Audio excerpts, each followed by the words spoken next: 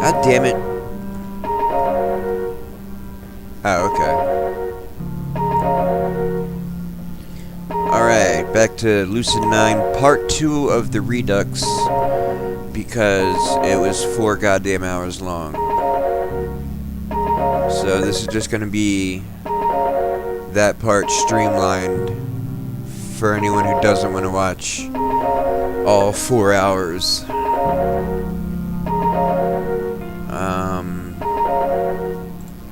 Right. So there's a lot of choices coming up, and if you get any of them wrong, you run into a bad ending. And because I wanted to, I wanted to feel everything out and see what would happen if it wound up taking 4 hours. So this time I'm just gonna go through the right way. No, I have to pick this up. Facing Ryota by myself will only result in getting both Rui and me killed. With shaking fingers, I answer the call. Hello? Yama Ishimoto, I need you to listen carefully. This is my personal phone. It cannot be tracked. The number you have been contacting until now has been my work phone. It's Shigeri. I need to hang up now. Surely they're tracking my number, narrowing down the district and block even the last millimeter. But I only clutch the phone tighter. I think they can still track your phone even if you don't answer it, if it's just on. So in that respect, it wouldn't have mattered if he answered it or not. You would have had to, take the battery out. The walls that I built up, struggling to keep a foothold on my emotions, are starting to crumble. The police are in the midst of a manhunt for your person. They sincerely believe that you are the killer. And you need me to turn myself in. I need you to stay out of sight and give me time. What? Is this some kind of next level bait? I don't understand. Don't get caught, Ishimoto. Any time you might give me is time we may dedicate to catching the true killer. But you said you were the only suspect I could trust to avoid the police for the necessary amount of time. I fall into silence at this, the magnitude of her statement only growing the more I ponder it. You saw me at the apartments, and you were warning me? You hardly were inconspicuous. So, if you happen to possess any previously unknown information regarding the identity of the killer, now would be a wonderful time to state as such. Could be a trap. Could still be a trap. But I don't think it is. Killer is Jiro Ryota, the dorm manager and counselor of the academy. Silence falls momentarily on the other end of the phone. You can practically see Shigeri's grip tighten. What? How did you come to know this? Shigeri, did you get any recent disappearance reports? 3, actually. I need help, Shigeri, help. My voice cracks, and I hate it. I hate feeling vulnerable. I hate feeling left open. But I don't have a choice. Shigeri falls silent for a long moment, and just when I'm beginning to think that she's hung up, she speaks. Will you live within the next 5 minutes? Her voice is slow and steady, soothing my frazzled nerves. Yeah, I'm fine. I'm not injured. Then, the urgency? Rui's disappeared. I work to speak, but my throat's gone dry. After a moment of silence, Shigeri continues. You presume she is with the killer. He must have taken her. I have no time to question you, Ishimoto, so I will ask you this and this only. Are you completely, absolutely certain that the culprit is Mr. Ryota? Yes. I say it without hesitation. It appears to catch her off guard. Very well. I shall send forces to the academy under the reasoning that you may be hiding there. We may be able to find where he is holding Rui. That's it? She just takes my word as law? Thanks. In the meantime, stay out of sight and out of mind. Do you understand? But Ryota would see the police coming. He wouldn't stand still. He would escape immediately after killing Rui. Actually, I'm planning on contacting him. For what purpose? I need to meet with him to buy some time, otherwise Shigeri violently explodes into strident screams that I'd never heard from her before. You gullible imbecile, you moronic excuse for... What are you even thinking? I'm taken aback by her sudden flare of passion, but my surprise is quickly replaced by indignance. At least I'm telling you now, aren't I? Oh, yes. When it was nearly too late, and I would have called a corpse. Simply put, Ishimoto, you haven't told me anything. Why would you not speak to me if you knew the identity of the killer? I just found out. A very real bolt of anger lances through me. Why? Because I had just figured it out. Because somehow, barely at the end of my rope, I found something to cling on to. But I can't tell her that. Sure you can! If I say that I just figured it out, she might change her mind. She might need the reasoning. Alright, good point. Who would trust a teenager who just figured out the supposed identity of a serial killer? I had a good reason for doing so. Oh, good. Do enlighten me. What, you can't just believe me? You need to throw some more tests? Another little riddle run in District 6? Oh. Was that investigation in the school just another goose chase? A funny little game to see how the kids of the academy dance? What are you saying, Ishimoto? You're right, I guess. Even while I was figuring out who the killer was, I didn't call you. I didn't ask you for help, because I knew what you would say. You'd poke holes. You'd say my reasoning didn't make sense. You'd need empirical evidence. I knew that you wouldn't have believed me. You never even needed me as your assistant in the first place. Cold silence descends. I wouldn't have believed you? And then something happens. Something that I would have thought to be impossible. Shigeri's voice cracks. But you didn't even try. I would have believed you, I would. If you just trusted me. If you just... Dog, you fired me. Told me to stay off for this, and you called me stupid. In so many words. She falters for a moment, and seems to recover, her voice strengthening. Ishimoto, regardless of my previous insinuations, I need you to know something. I do not tolerate the idiocy of the average, ingenuous denizen, much less let them become my personal assistant. You have repeatedly proven yourself through your rational deductions, your level-headed procedures, and your propensity to attack problems from unusual angles. Your input is invaluable. Despite our clear disparity in experience, you've taught me several valuable lessons.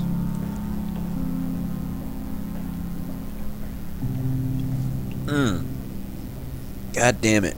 That hurt. Do you wish to know why I pulled your accomplices into the investigation rather than opting for a police unit? Simply put, My permissions in the case were barred from the Academy. All information I was given was secondhand and thus easily corruptible. However, I was impressed by how you and your accomplices worked wholeheartedly. Yama Ishimoto, I have faith in you.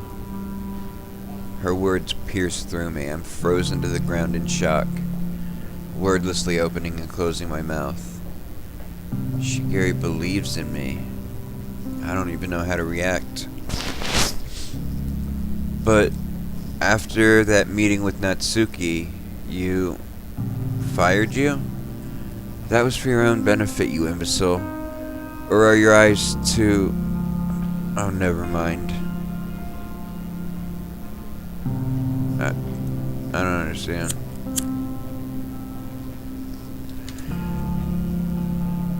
This familiar type of response wrings a chuckle out of me, but my mind is still racing. I have faith in you. Those simple little words. Words that tell me I can do something. That acknowledge my efforts. That tell me it's okay. You'll do the right thing. In the distance, I catch the faint glimmer of the approaching subway. Hailed by the distant echo of the announcer's voice. Sudden clarity breaks into my mind. It's as if every disjointed piece just fell into place. I know what to do. Thanks, Shigeri. I get to my feet as the subway grinds to a halt before me, but Shigeri's voice comes harshly into my earpiece. Yama, listen carefully. We are en route, but there are powerful forces behind this case that remain very much hostile. It will take time to arrive. You understand this? I do. I'll get you time. I'm extremely uneasy at the thought of knowingly sending a civilian into the presence of a known serial killer. But if you honestly believe that you can prevent a death tonight, I shall not stop you. I think I can? Oh, I think I can. Oh, well, that sounds convincing. I probably can. I suppose that's the best I can ask for. I would wish that you might wait until I could convey a firearm to you, but not possible with the current time frame. I gotta go now. Neither of us mentioned that it would also be extremely illegal. Understood. Best of luck, Ishimoto. One sec. Stay on call. I punch Ryota's contact and set the phone on speaker, waiting patiently. Shigeri apparently understands. Not a word crosses her lips. Finally, a neutral tone indicates that Ryota's picked up. Hello? Hearing his voice makes me freeze. This voice that comforted me, guided me, made me laugh. In the end, it left me, just like everything else. I quickly shake myself, trying to master my words. He's an enemy now, a stranger. Feign ignorance. Maybe I can still grab an advantage. Hey, Mr. Ryota. Hey, kid. That's when I realized that something's terribly wrong. It's some ungodly hour in the morning, and yet he picked up immediately, and he sounds wide awake. Almost as if he's been preparing for this moment. Mr. Ryota? Say, you have great timing. I was wondering if we could meet up. I know that it's like some crazy hour or another, but I have something pretty important to tell you. It has to do with, you know, your lapses. Is that really it? Is that why he's up? I can't bring myself to believe that. Mr. Ryota, I was just... But before I can add anything more, Ryota's phone buzzes angrily in the background. He pauses for a moment. Sorry, kid, just Let me take this call really quick. And he suddenly mutes. For some reason, the first time that happened, I don't quite... It didn't quite click in my head. Fingers shaking. I also mute my end. Switching to Shigeru's call. Did you hear all that? Quite clearly. Ishimoto, about the call Ryota just received. I am uneasy that it may perhaps... But that's when I hear Ryota's voice. I quickly switch back to his call and unmute. Thankfully, Shigeru immediately falls silent. Mr. Ryota? Mr. Ryota, did you find anything out about... Nice try. Almost had me.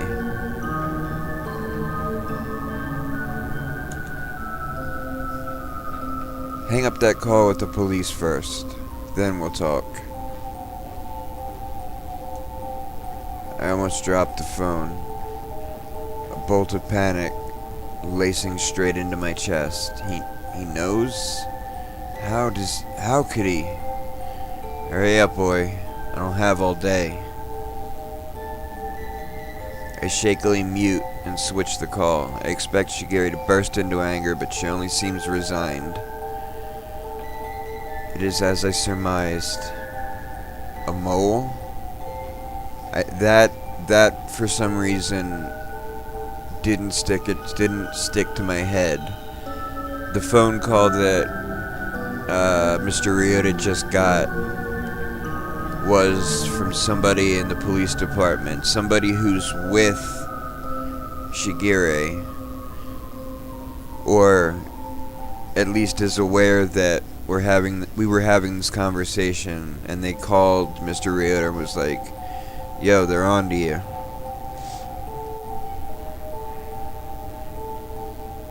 So there's a mole in the police department. That, or she trails off as if the thought is too terrible to comprehend. Ishimoto, knowing this new risk, are you still determined to enter the school? I have to. Can't let Rui go without a fight. I shall bring a unit. Give us as much time as you possibly can. I will. And Ishimoto, given the choice between a stupid option and a stupider option, which would you pick? The less stupid one. Wrong. You must pick neither and wait. Please, Ishimoto. You wouldn't enter the lottery nor borrow from a loan shark in order to buy a house, no? It's best to wait and save. Do you understand? What? Just remember this. And she hangs up, leaving me alone in the subway. This guy. I switch back to Ryota's call and unmute. He chuckles lightly. If you just asked the police for help, I wouldn't count on it. You don't know a thing, do you? I know that you're the murderer. It's a pretty good start. Murder is such a harsh term. I like to call myself an artiste, with the E. He chuckles again, but this time it comes with a pinch of shrillness that wasn't there before. My foreboding only skyrockets. Just what kind of insanity has he been hiding? So, hung up the call. Now what? Quite simply, the fun begins. Come to my Playboy. Playboy, heh. I've been setting the stage. This just confirms my fears. For some reason, Ryota's been preparing to kill me. Maybe I'm the next one on his list. No, I can't let this shake me. I have to stay strong. Talk normally. You've done it before. Oh, the false bravado of a man in love. I know it well. Did I really sound like that? Did I really sound like that, I wonder? It's so terribly stupid. So that... he's got to remember that false bravado of a man in love. I know it well. Quotes, underlined, bold. Did I really sound like that?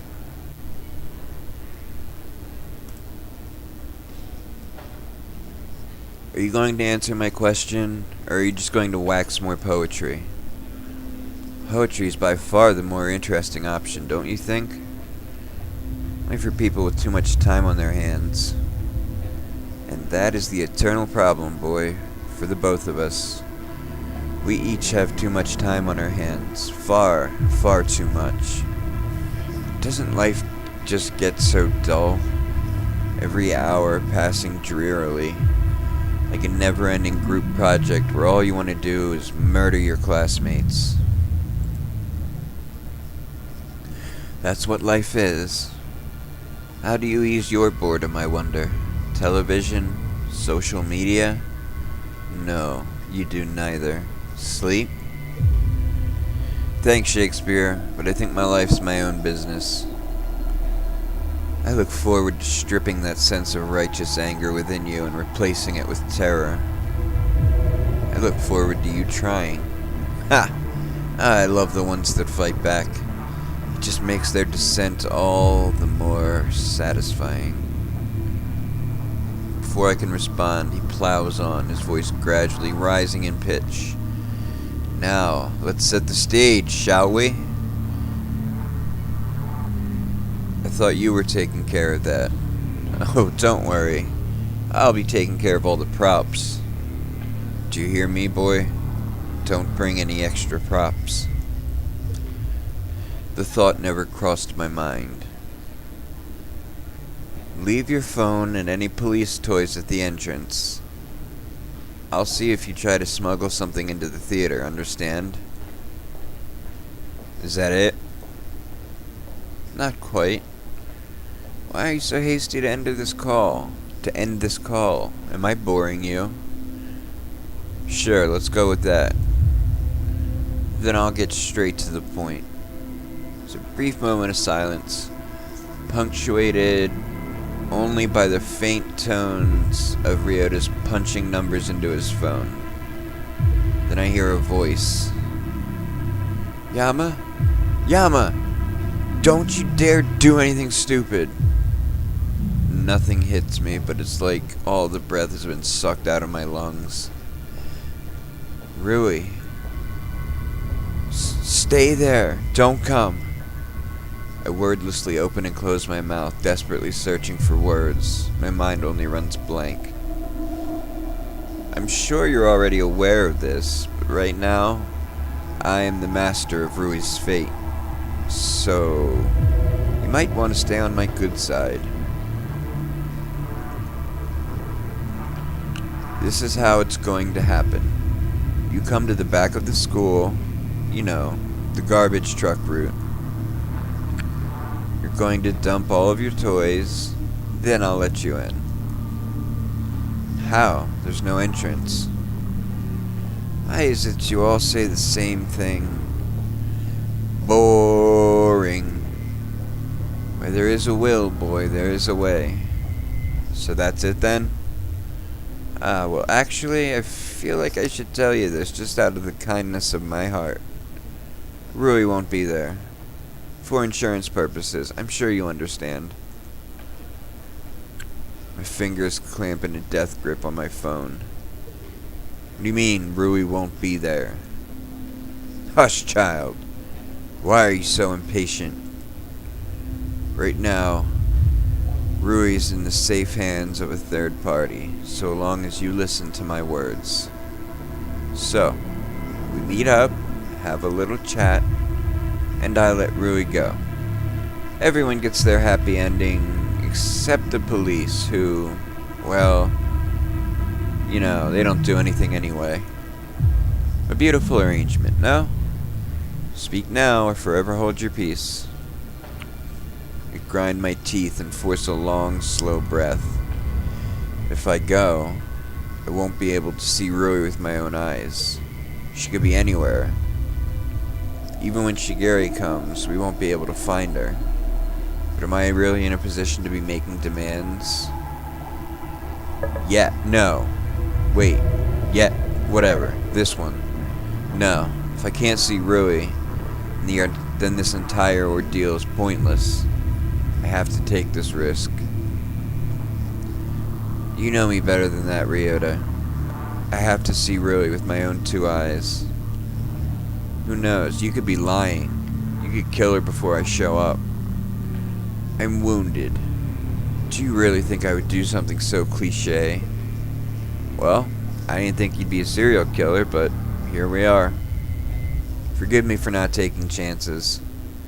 Fair enough, boy. I'll play along.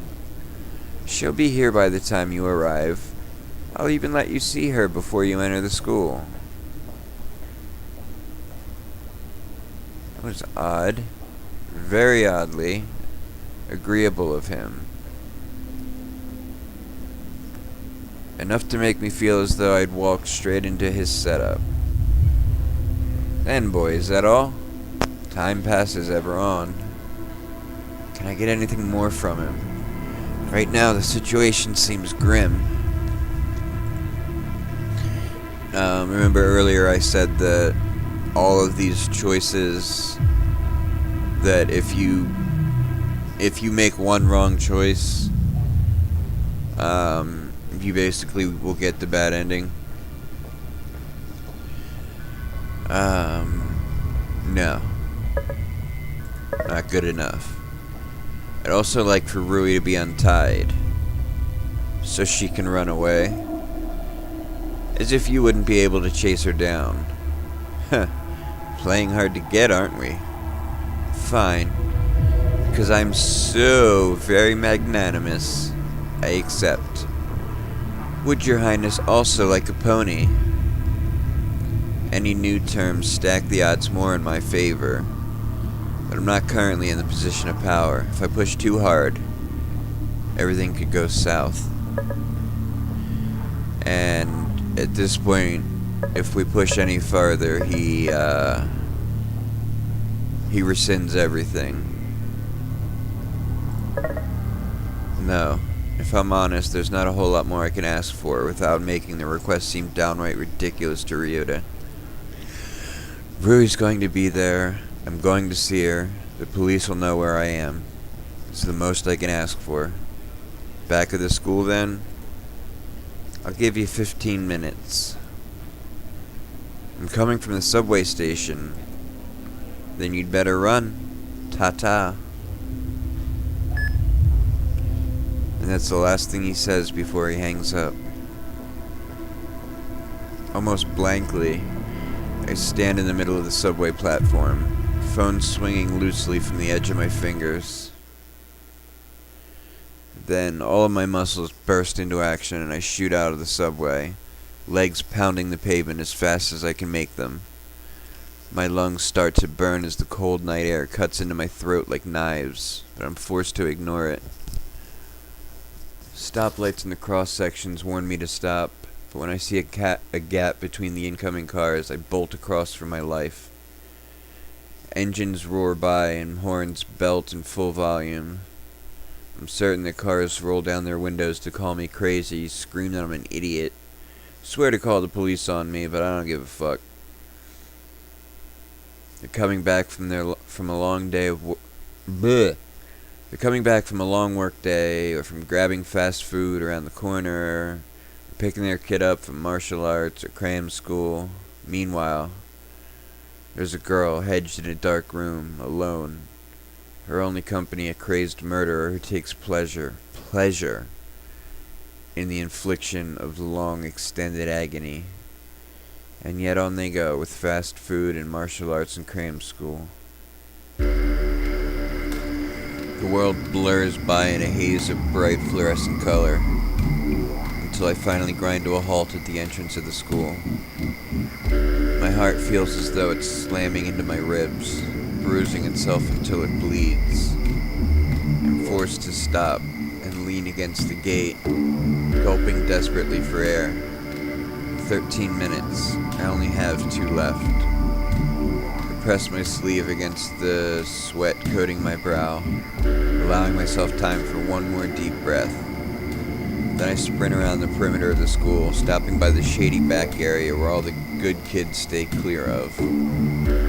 Round up cigarette butts lie scattered on the floor, and if I squint, I can catch the light gleam of empty needles in the grass. I still don't understand that. Is that like sewing needles, hypodermic needles? The former, why? The latter, I really didn't think the school was, I don't know what to say. Well, maybe the school is a little less tidy than I first thought. As I near the trash bin, I notice a long, distinctly human-shaped figure leaning against the solid wall. Fine weather we're having.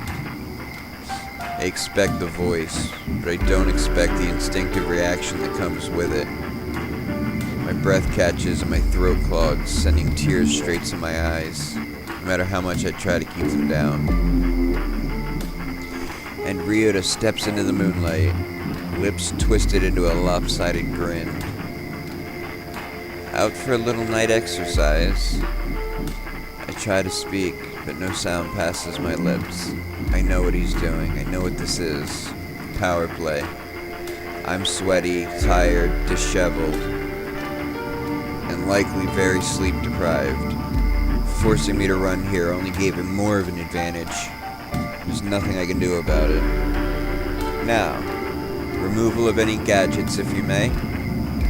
Wordlessly, I reach into my pocket until I remember. You said you'd show me Rui first. He only chuckles at this. Not even a chuckle of amusement. It almost sounds giddy. Good, good. You're already learning how to play the game. He turns and points silently at the second floor of the classroom building. Most of it is shrouded in darkness. Just by the window, I catch a glint of... You saw, didn't you?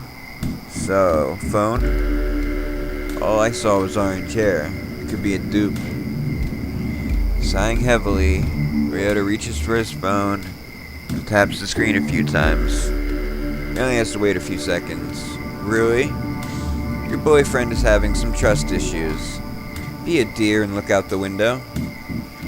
I stare at the building, forcing myself not to blink, half convinced that if I look away for a split second, I'll miss everything.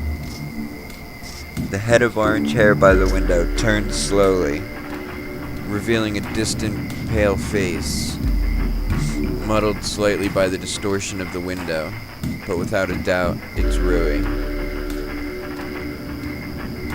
So, if she's tied up to a chair, how was she able to answer the phone and turn and look out the window? Whatever. I sigh breathlessly, instinctively, something that I can't stop in time. Ryota smiles triumphantly. Phone? I silently hand him my phone. Turn out your pockets, pants and jacket. I do so.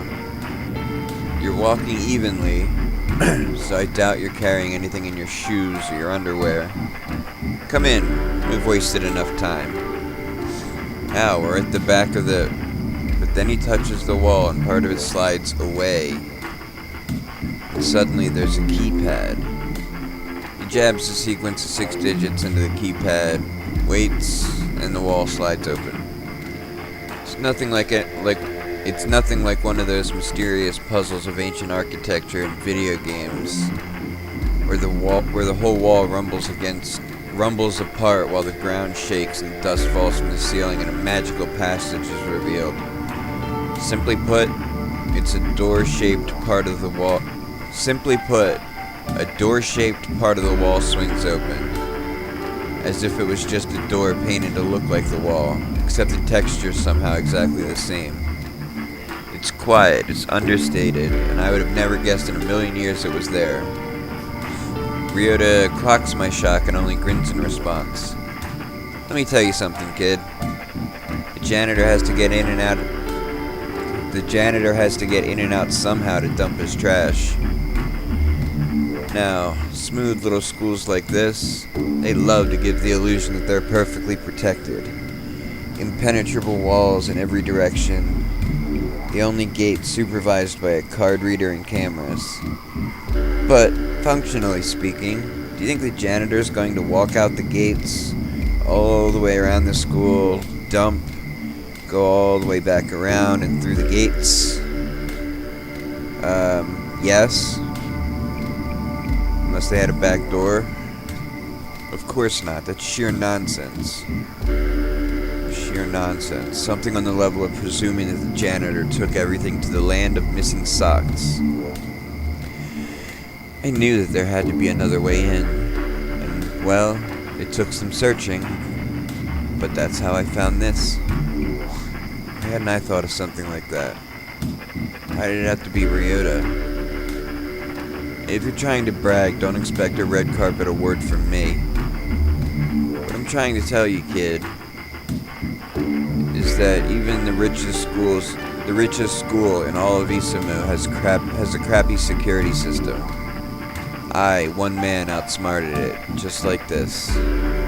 To be fair, they probably weren't expecting a serial killer to be in their faculty. Ha! Sloppy work on their part. Let's go. The night isn't getting any younger, and nor am I. He turns and slides into the corridor, moving so fluidly that his head stays perfectly even over the ground. I then notice that his careful steps render him virtually silent, like a predator hunting down a piece of injured prey. Even though I'm not exploring all avenues this walkthrough, it's still going to be fairly long. It's a simple matter of exiting the building, turning the corner, and entering the classroom complex. He leads me up the stairs to the second floor, the floor where I saw Rui. He pulls the door, lifting an eyebrow at me.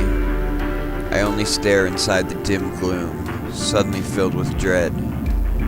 Everything could be a trap.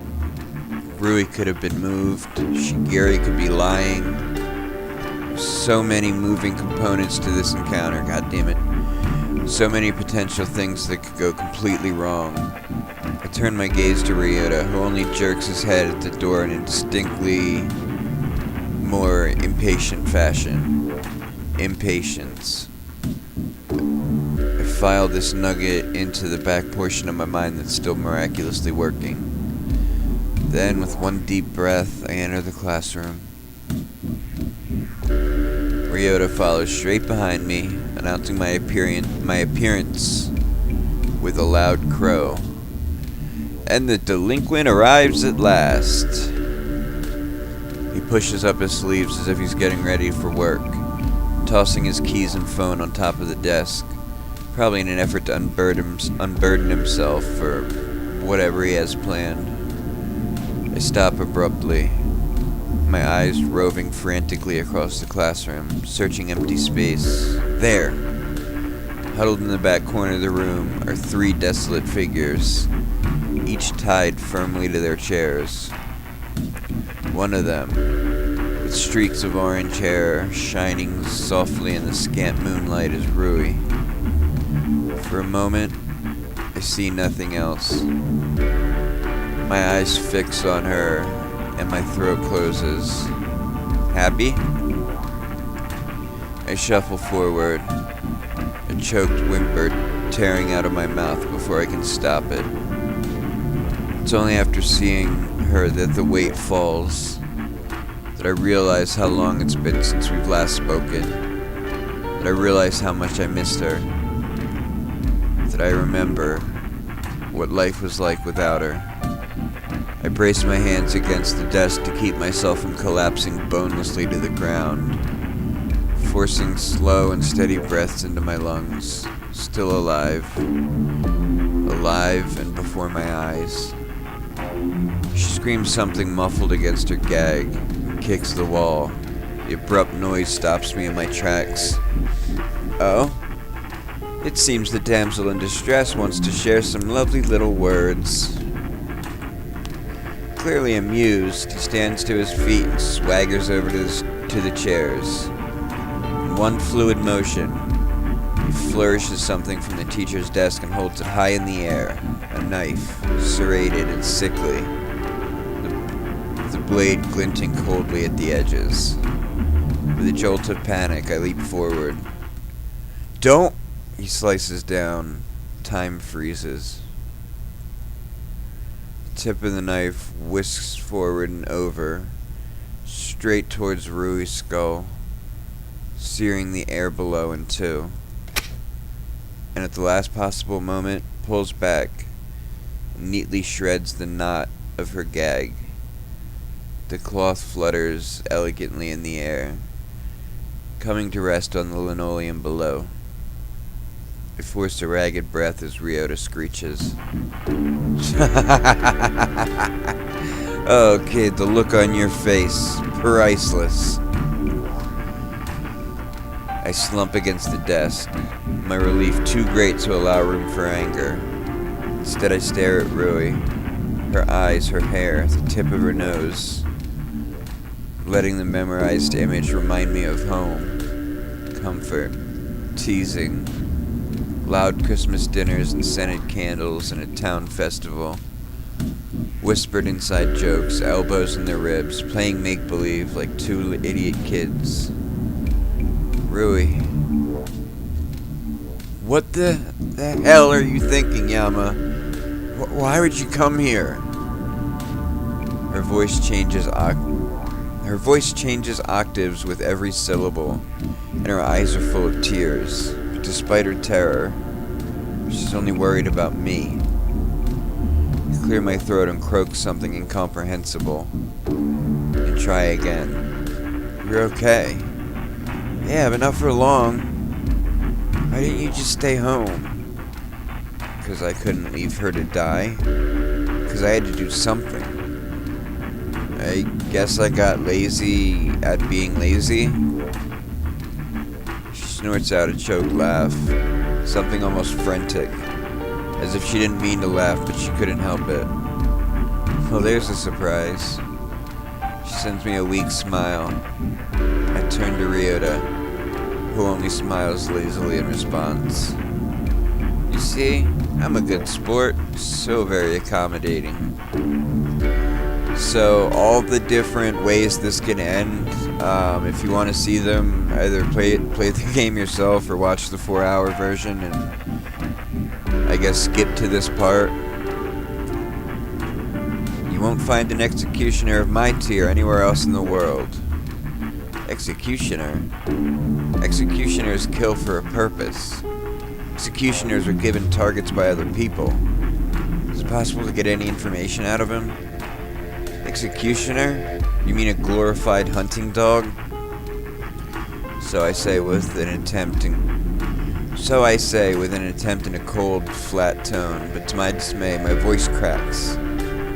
This only seems to heighten Ryota's glee. Hunting? Oh no, hunting is meant for practical purposes. Hunting is for the meat, the hide, the money from sales. I like to think of myself as a gardener, pruning dead weight so that branches with actual promise can grow. My id is the employer, my ego the employee. And don't think I don't know what you're doing. Scraping for time won't bring the police any closer, boy. Do you realize that you sound... No more provocations. It's time for school to... Blech. It's time for school to begin its session. He abruptly pounds the handle of his knife against the desk, blasting my ears with a sudden sound. My heart instinctively jumps into my throat. He snickers quietly at the shock that must be evident on my face. Welcome, class. Hate to say it, but you're now in a remedial session. Suffice to say, you've all screwed up in a big way, and it's my job to whip you back into shape. God damn it. How I hate it. But Someone in this snooty little elementary school has to smack the hands of the naughty ones. He suddenly whips to me, his eyes blazing fire, pointing to the tip of the knife right at my chest. You! Why aren't you sitting down? I sit down, throat dry. Ryota's shoulders immediately relax. Good. That's exactly how I like it. Now, Ishimoto, is it? Since you came in late, you get to be my special assistant. My body goes cold. My eyes immediately turn to the knife. Ryota, reading my intentions, chuckles. Oh, don't look so scared, boy. You'll help me discipline, damn it. Sounds like a much better position to be in, doesn't it? Relief courses through me, and I hate myself for it. I'll give you a little choice, boy. Listen carefully, because it's an important one. Well, then it's not little. Each of us needs to discipline someone else. That's a given. This is a remedial class, after all. Remedial, I think, is like for students that need extra help, not people who misbehaved. Nothing requiring discipline. But I'll give you two fabulous options out of the goodness of my heart. Either my disciplinee will be darling little Rui, and yours will simply be that plastic class skeleton. It means that literally, like one of those anatomy skeletons. Or both of us will work on these two other students. Other students. Since when were... No, you counted 3 when you got in here. Oh, right. The 2 strangers sitting by Rui. We took to the back of the room, sizing up the 3 figures. First is a girl, the second a boy. I don't recognize either of them, but they look young. Maybe in their first year. They're speechless. But even from where I sit, I can see the sweat rolling from their temples and dripping onto their necks, and their knees are clearly shaking. Both of them absolutely terrified. Innocent bystanders pulled into this sick, dastardly game. Rui is next to them. Unlike the others, she's completely still, eerily so. Like she's been turned into stone. But when I meet her gaze, I see nothing but tears of fear in her eyes. She's ungagged. In a different circumstance, she would have volunteered immediately in order to save the other 2 students. She would have been brave and fiery and everything the world knows her for. The fact that she isn't saying a word tells me just how scared she is. My eyes drift back to Ryota, who only tilts his head. The knife twitches in his hand, and I suddenly piece everything together. He's a discipliner. I am a discipliner. Whatever he's planning on doing, I'll have to copy. If he breaks bones, so must I. If he saws through limbs, so must I. And if I don't, then all of us will be killed right here, right now. Because the only thing keeping him playing along is me. I could pick the class skeleton. I would only have to maim plastic. Stop on plastic. Break plastic. Everything would be safe. But then Rui would be in the hands of Ryota. Watching Rui get hurt, I don't think I could bear it. I came here to save her. Letting her die in Ryota's hands. No, there has to be a different way. But then what? The other 2 students? That's 2 lives instead of 1. 2 bodies instead of 1. Objectively, it's the worst decision in every way. Ryota knows this, because he knows me, sometimes better than I know myself. Damned if if I do, damned if I don't. The ultimate trade-off. I can't give up, really. I just can't. But forcing 2 other students to suffer, just who do I pick?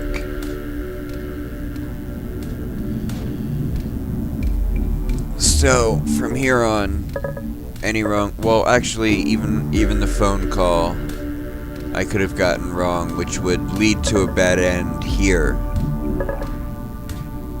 But I'll stop pointing those parallels out and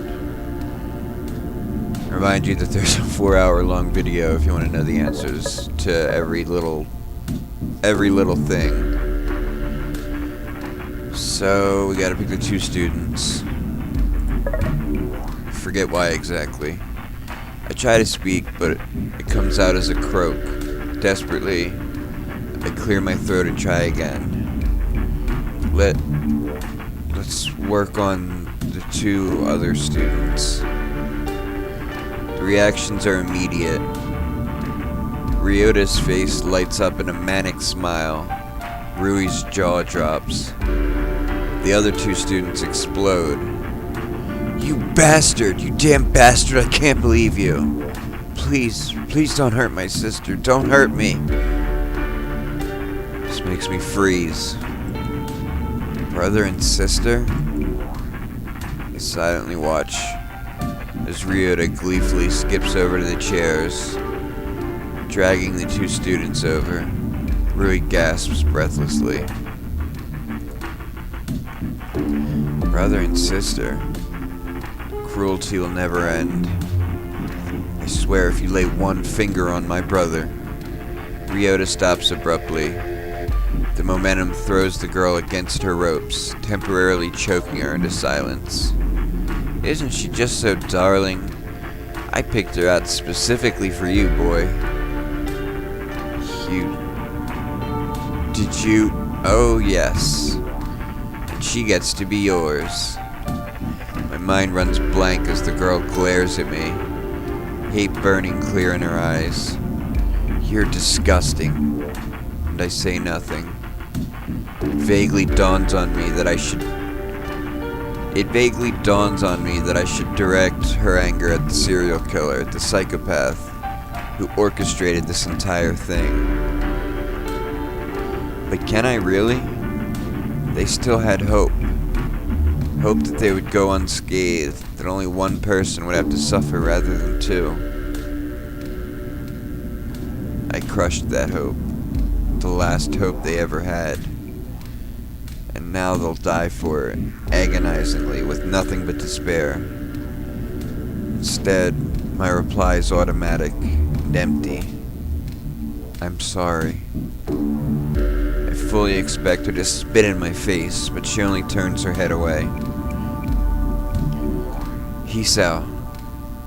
Look at me, Hisao.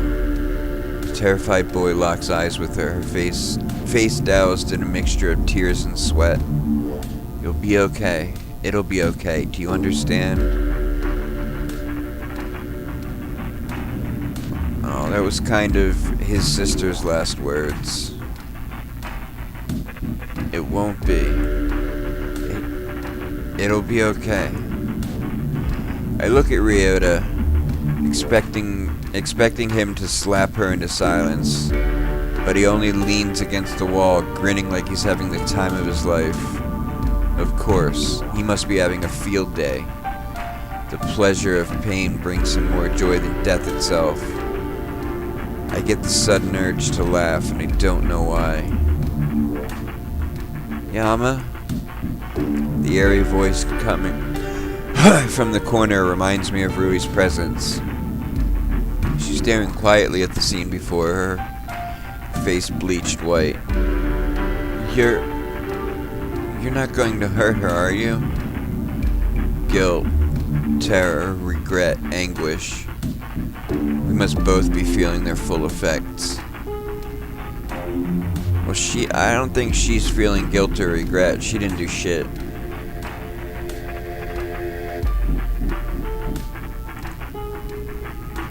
Close your eyes, Rui. She stifles a quiet sob. I turn to Ryota. Now that everything's set up, I need you to untie Rui. You know I can't do anything to you while you still have that knife, and neither can she. And neither of us will leave the other to die. Only because you're the teacher's pet boy. He stalks over to Rui's chair, cleanly slices at her bonds. She promptly clasps her hands together, breathing deeply. Don't run, Rui. He'll kill both of us.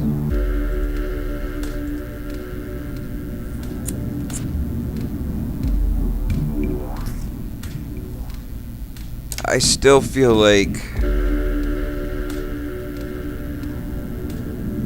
he should have a gun or something more substantial, because like, even though I'm exhausted from not sleeping, not eating, and having to run here, and, you know, I don't know what kind of shape she's in, like, if she, like, when she last ate or slept, but that she's smaller and frail. Like, even the two of us in compromised positions could probably take him on. Like, he can only do so much damage with a knife.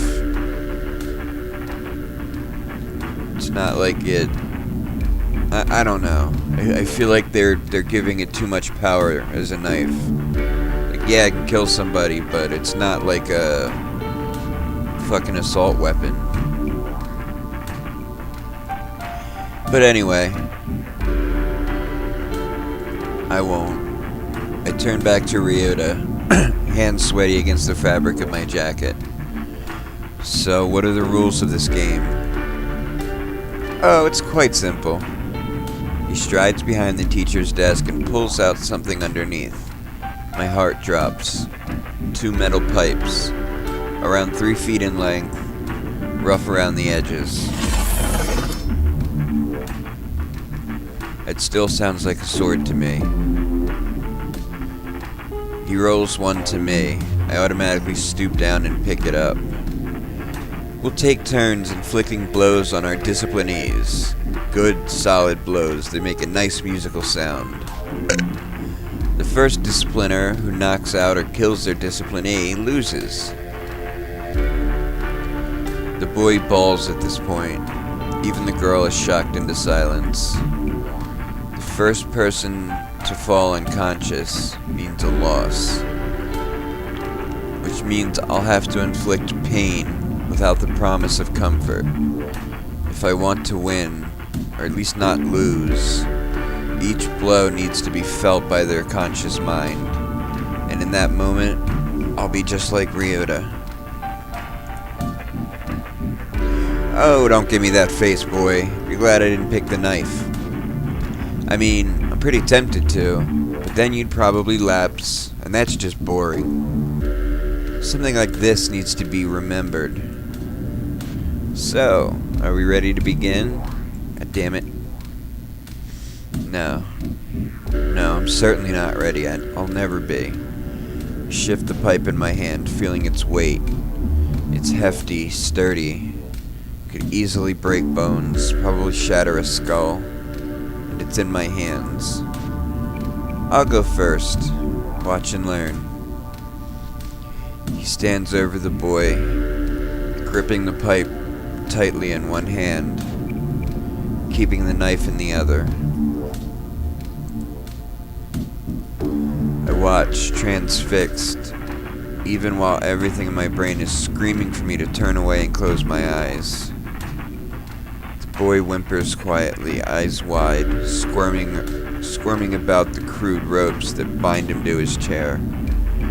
Ryota smirks quietly at him and ruffles his hair. Not gonna lie to you, kid. This is gonna hurt like hell. No. Ryota raises the pipe painstakingly slow, reveling in the drama of the moment. I might have laughed if the situation wasn't so sick. 3, 2, 1. He whips the pipe down. but when it's just an inch away from the boy's kneecaps, he stops. Psych! The boy releases a great, shuddering gasp, shoulders dropping in relief. Then, without a moment of hesitation, Ryota lifts the pipe and brings it down.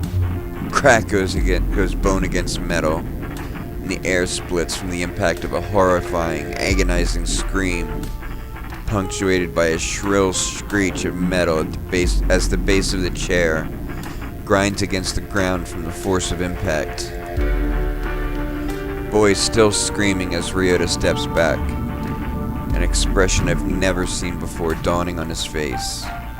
Oh beauty, true beauty, how poignant is your sting.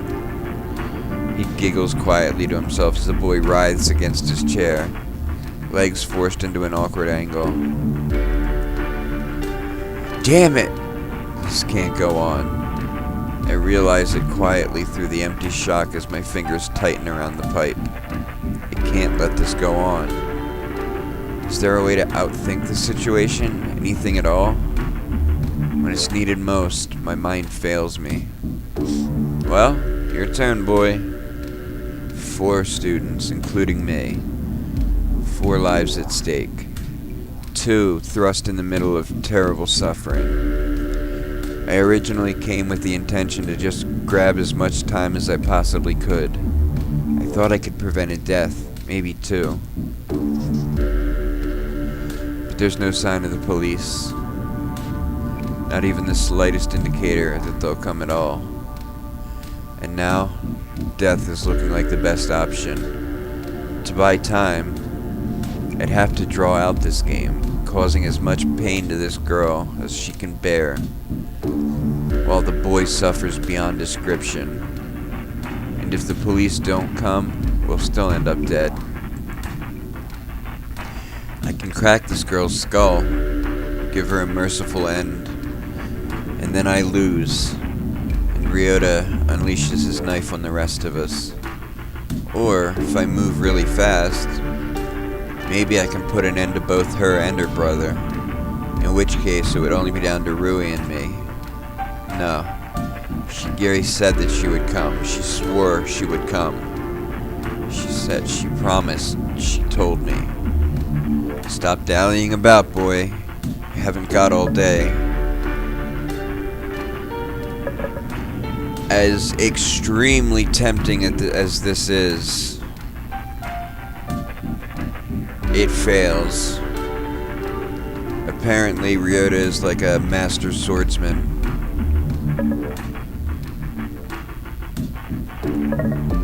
Pipes? Don't you think this is a little, I don't know, dated? Just because something is old-fashioned doesn't mean it's bad.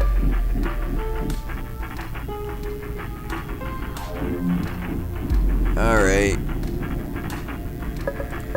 One last,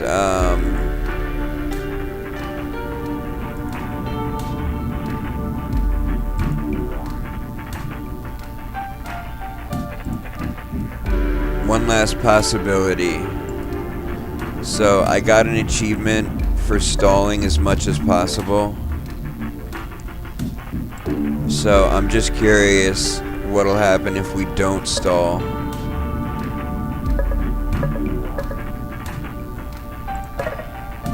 In a situation like this, it seems like everything the only option.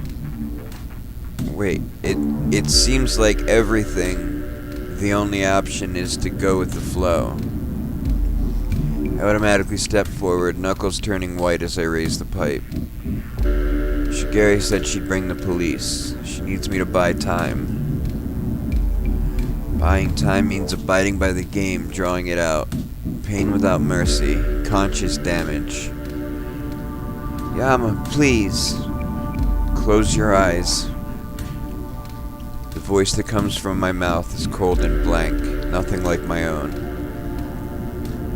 I keep my eyes opened as I swing the pipe down, knowing that I'd only endanger the girl further if I closed them. I see the pipe descend. I see the girl's eyes widen. I see. The vibration rocks from the tip of the pipe up through my arms to my eyes, which rattle in their sockets. I feel the impact of her arm giving way beneath my own hands. Something in me, something I hadn't known was there, slinks away into the shadows, gone forever. The girl gasps for breath as her brother bursts into tears. No! Brother, a sister, doomed to die. I step back, hand shaking uncontrollably.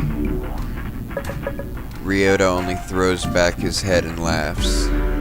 Oh yes, that's it. I was worried for a moment, you know, thinking that you'd pansy out. But you mean business right now, don't you? There must be something, some other way, some advantage. Something that doesn't involve this. I still myself, keeping my eyes fixed on the girl before me. Faking shock? Maybe. Can't say that I'm really faking.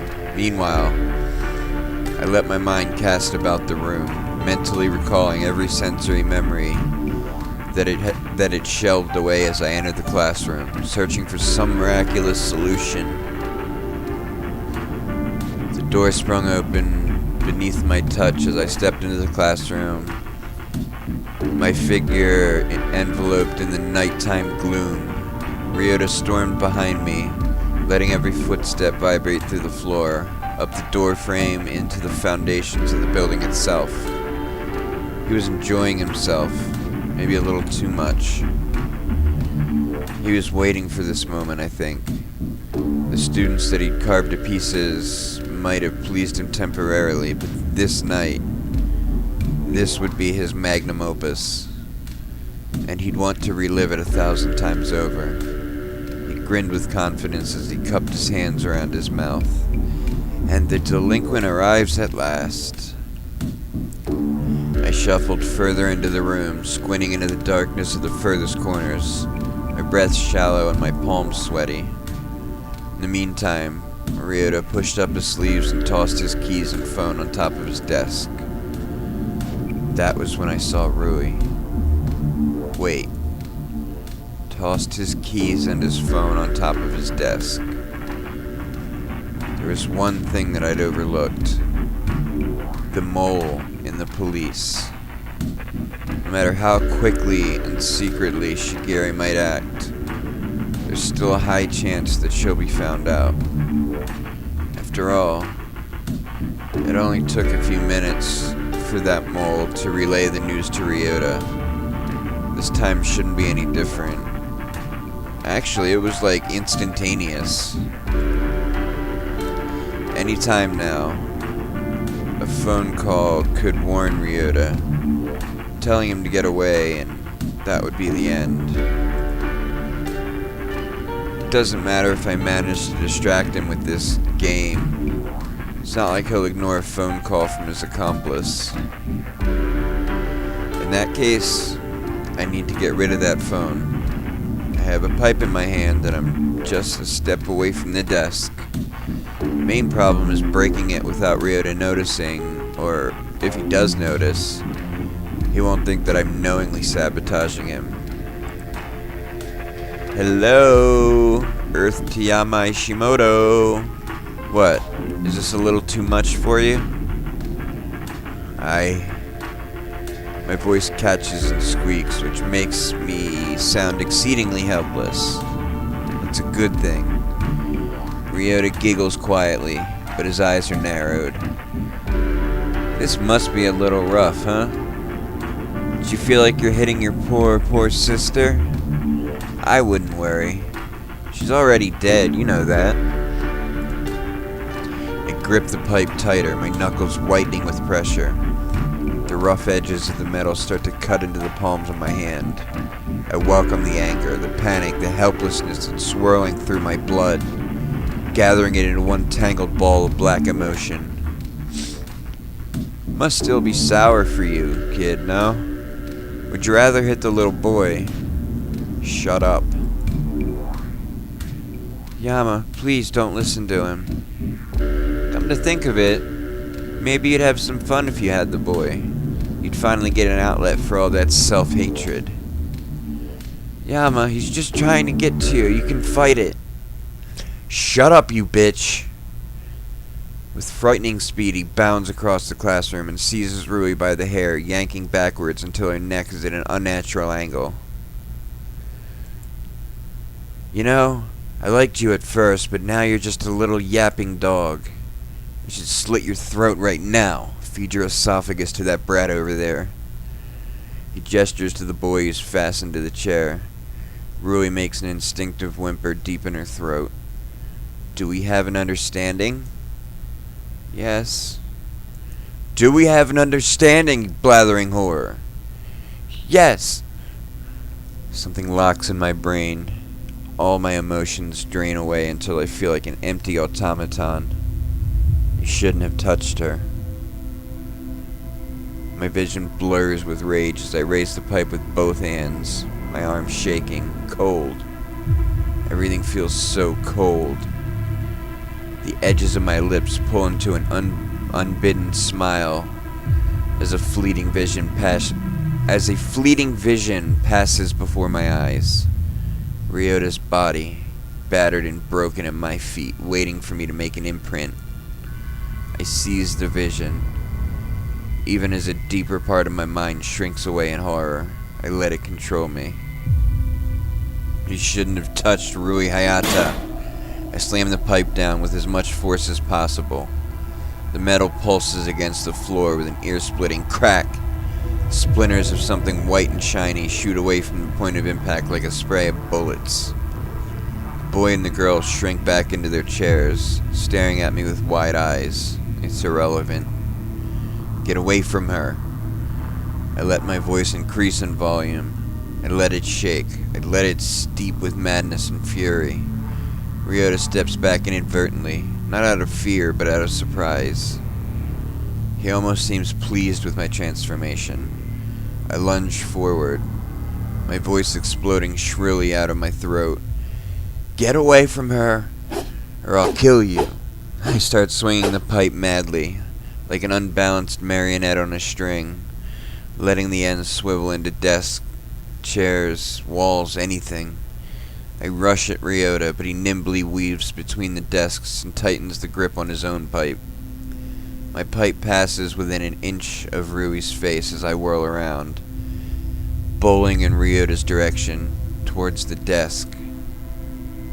I vaguely register a look of open horror from Rui, but I flick it away from my mind like a gnat. I lunge at Ryota with a full-force blow, swinging down, letting out a vicious scream. And just as I was hoping, Ryota is startled by my sudden burst of energy and instinctively dodges to the side instead of blocking my blow. My pipe slices down and splits the polished surface of the teacher's desk, sending shards of wood flying. The impact rattles up my arms and into my skull, but most importantly, I've hit his phone set dead center. It shatters into a new pile of rubble, the resulting crackle masked by the destruction. I don't dare take a pause. I can't celebrate the small victory. Instead, I let my anger fester and take hold of the pipe in my hands. I'll kill you right here, Ryota. I swing again at him and he steps back, adjusting the grip on his pipe. He's getting ready to counterattack. The momentum in my arms carries my weapon straight into the wall, sending the plaster cracking. I let loose a scream of frustration, something that rips my throat raw and ricochets against the broken wall.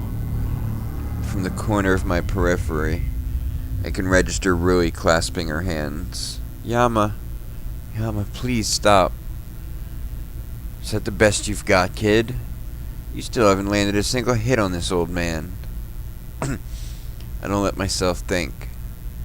I just swing the pipe unblinkingly at his head, knowing it won't hit. Ryota drops down, just as I suspect. His eyes widen with glee as he swings his own pipe with one hand, and my stomach suddenly lurches back against my spine with a piercing hammer of agony. I'm I'm sent sprawling to the ground, and Rui's screaming faintly in my ears. Yama! And then the coldness, the numbness, the emptiness, it all melts away, and I suddenly feel weary, like every footstep is being pulled through mud. The bowl of pent-up aggression in my gut is replaced with a pounding soreness from the impact of Ryota's pipe. For a moment, I let myself lie there, splinters of wood and plaster prickling into my back. It'd be so easy to just close my eyes and sleep. Let this whole world drift away. Get up, boy. Game's not over yet. Unless you mean to forfeit. Oh, that's right. Can't forfeit. 'Cause there's other lives on the line. That's what I came here for. To help those other people. To save some lives. I start to push myself up, but my abdomen clenches in pain. I gracelessly fall back to the ground, my back stinging from the tiny daggers of fragments embedded into the ground. So, no forfeit? Pity. I turn onto my side and try again. This time, I lean on the remains of the desk, cradling an arm against my aching stomach. Where was that energy from a split second ago? Why am I suddenly so tired? I guess that I tend to charge ahead when I have a purpose, and without that purpose, I just run on a broken engine. I needed to break the phone. Now I've broken it. What's left? Wait? How long? When will Shigeri come? Cue play, boy.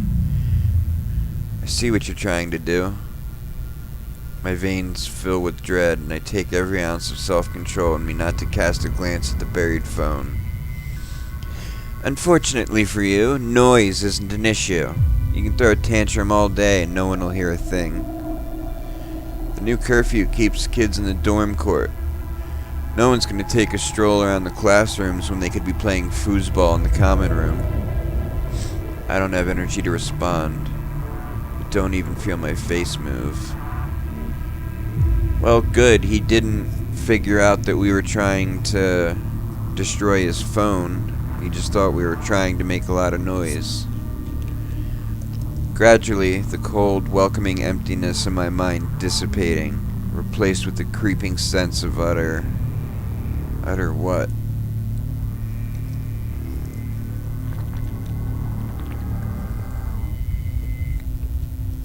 Something dark, black. Something that feels like it's squeezing my temples and smothering my nostrils until I can't breathe. Damn it. Well, that was an interesting intermission. Must be my turn again, no? He weighs the pipe casually in his hands, like he's adjusting his hold on a baseball bat, and lifts it over his shoulder. I only register his words when he steps forward, sliding closer to the boy's side. Suddenly, past the bolt of pain in my diaphragm, I'm screaming, "No!" Oh. I automatically close my eyes at the moment of impact, but that doesn't make the crunch of his collapsing bone any less loud. Ryota struck the boy's hand this time. I keep my eyes off of it, scared at witnessing the damage for myself, but judging from the boy's shocked stare, it's just as bad as it sounds. Please don't hurt him. Oh, I wouldn't worry if I were you. You'll be getting your fair share of the pain. She groans at this, loud and anguished, bubbling in her throat like a clot of blood. Breaking the phone wasn't enough. There has to be more, something else I can do. Are you enjoying this? A filler, as my mind scrambles for something more adequate. Oh yes, I am. Thanks for asking. And You even enjoyed the previous students. Huh.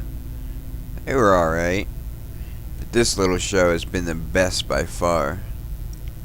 It's like playing chess against a toddler versus playing chess against a rival.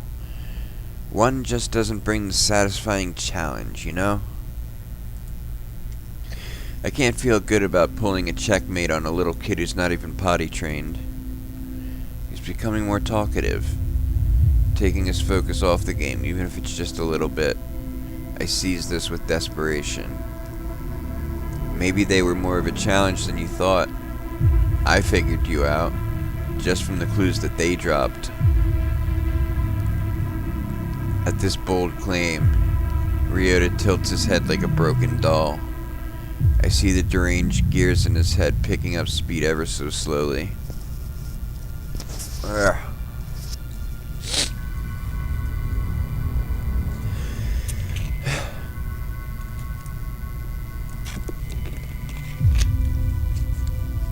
Excuse me. I want to get all that out of the way. Because Ryota doesn't like games with only pain, suffering, injury. Ryota likes to think. Ryota's intelligent.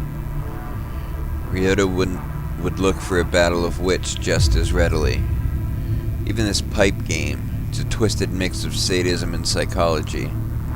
His mind clashing against mine, trying to make me succumb to his methods.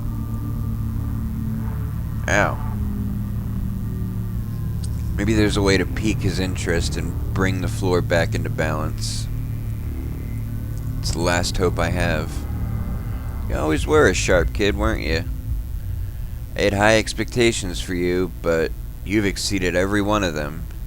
You deserve a gold star. I hope you know that a gold star isn't exactly a great incentive at the moment. Oh? But I read that positive reinforcement is better than punishment, particularly when it comes to children. To be fair, I've always thought of it as a ruse. Punishment gets results. You just need to look at history to realize that. It's because of whips and taskmasters that the ancient pyramids and the great terracotta army were built. Meanwhile, what has modern humanity done? Skyscrapers? What beauty do those hold? Those glorified prisons, cages of metal and glass, meant to trap in pathetic little animals. Is that how you consider success? Building something big? Some people just prefer happiness. Happiness. What a subjective measure of reality. At least impressive structures are tangible. They're made of strong material, carved to loom above the common populace. When you look up, you realize the depth of man's insignificance. Happiness? What can measure happiness? How many smiles I send per day? Oh, let's not forget the first world-driven dream. Living in a mansion with a Ferrari and 1,000 servants. Nothing brings happiness, but so much brings awe. This is just a meaningless stall for time, but I take it. He's starting to warm up, and weirdly enough, so am I. Maybe happiness is subjective, but awe, does it really bring fulfillment? Doesn't it? Haven't you ever stood on the precipice of a great chasm and just thought, oh, I could just die happy at this moment? It's an unparalleled feeling in the world, child. You seem to be regarding me with skepticism. Then, pray tell, what is your opinion? What makes you happy in this foolish little world? What makes me happy? Something about the question seems to be a trap. Is he waiting for something to use against me? Is it time for another layer of psychological warfare? My friends, I could say. My friends make me happy. Then he'd point out how none of them were here.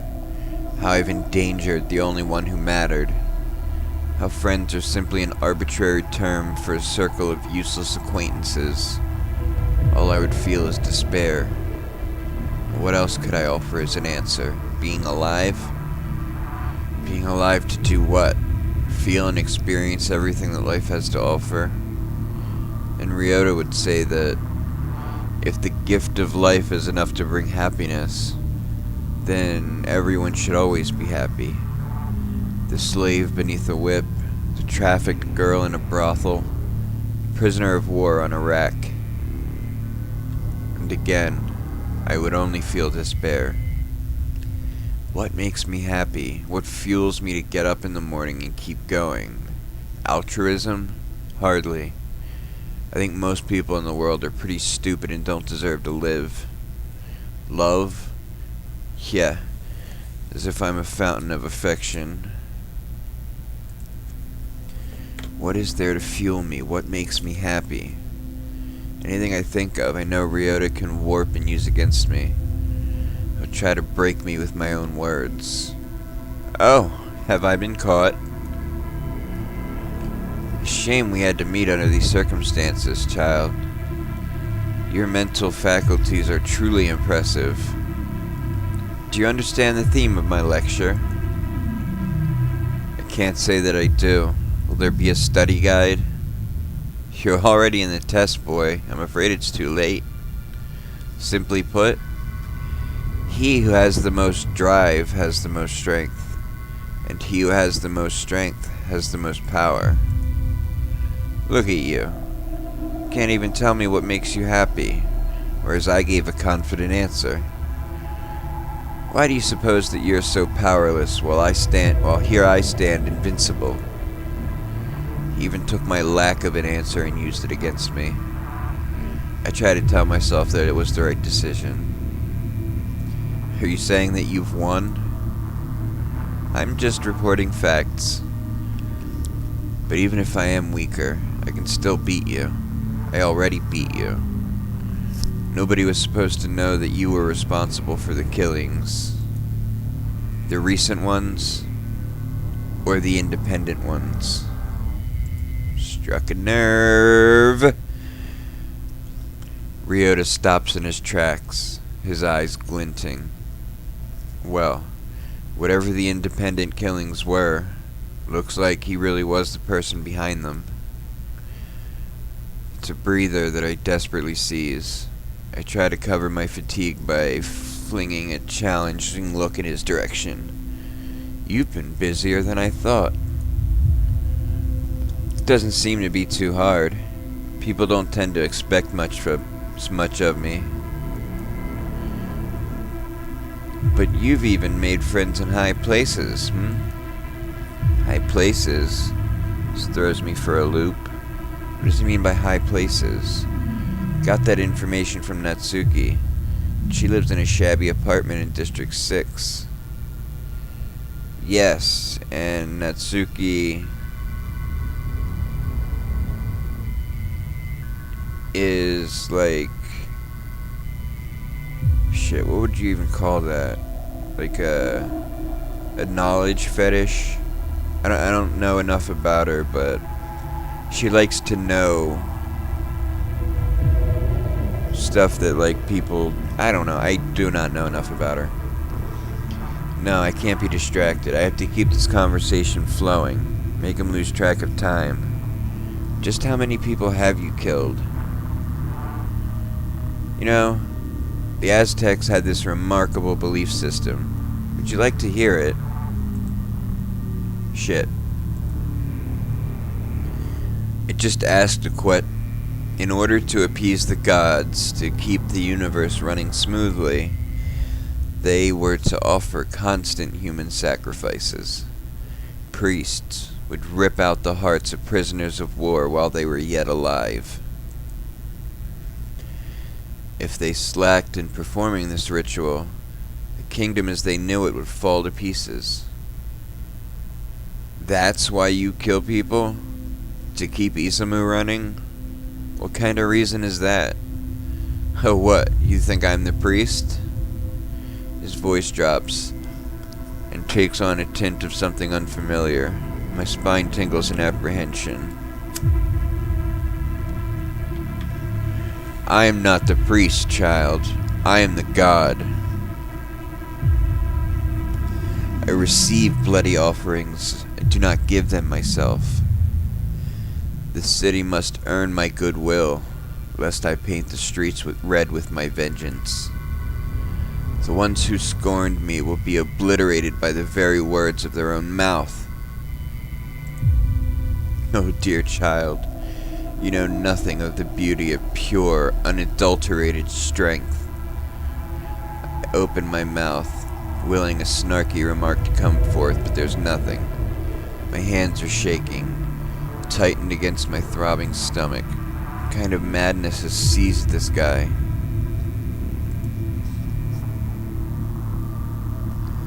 I straighten and open my mouth wider, hoping that something will come out. Anything.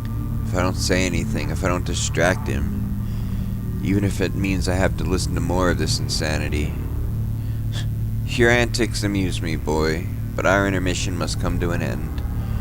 We must return to our little game. Too late. Opportunity's been lost, and now I'm rattled. I can't recover. In terms of psychological damage, he's won handily. I don't think it could have happened any other way. Like a puppet master overseeing a play, he has total control over every scene. Well, boy, it's your turn. What is your move?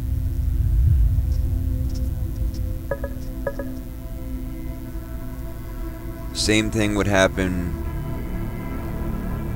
if we tried attacking Ryuta, and if you stall too many times, it diverts to attacking Ryuta. So, fortunately, this is the only way to proceed. I have no other option. I have to just follow along. Or you could stall as many times as you can without triggering him. And like I said, you do get an achievement for it. Pick the stall option as many times as you can without reaching a bad end. My hands shake as I step closer, raising the pipe. Maybe I can get away with hitting softer? No, it's a dumb idea. I know it's a dumb idea. Ryuta would immediately know, and then he'd make me hit her again. Can't close my eyes. Might accidentally kill her if my aim is off. So I keep them wide open until the air pulls tears out of them. And I swing the pipe. Oh. Her arm hangs limply over the edge of the chair, bent in an unusual angle that raises bile to my throat. How must she be feeling at this moment? How can she stand it? Held captive for no reason. Every nerve screaming fire at her, begging her consciousness to fade but finding no relief. How can she live through that kind of miserable existence? Say, kid, you're not looking too hot. I'm calling a sick day? I doubt that's an option. I want to say something unaffected and cynical. Something that keeps me safe from the mess of the world.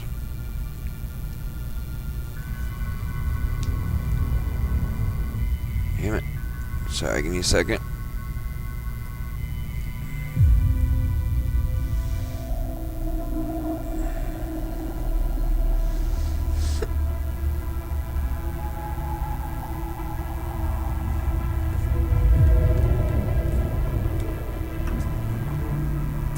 Okay, sorry.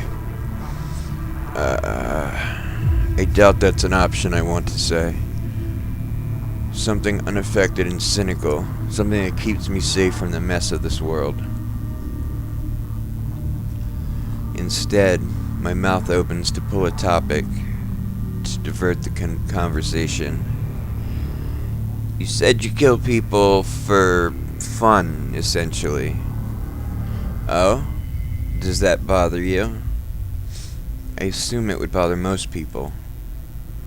But if I remember correctly, the Aztecs, well, they killed other strong warriors to transfer that strength to the sun.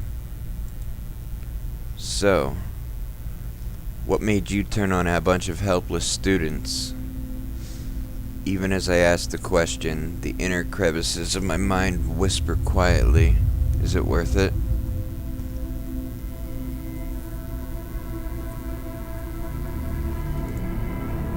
Isn't this just prolonging an agonizing demise?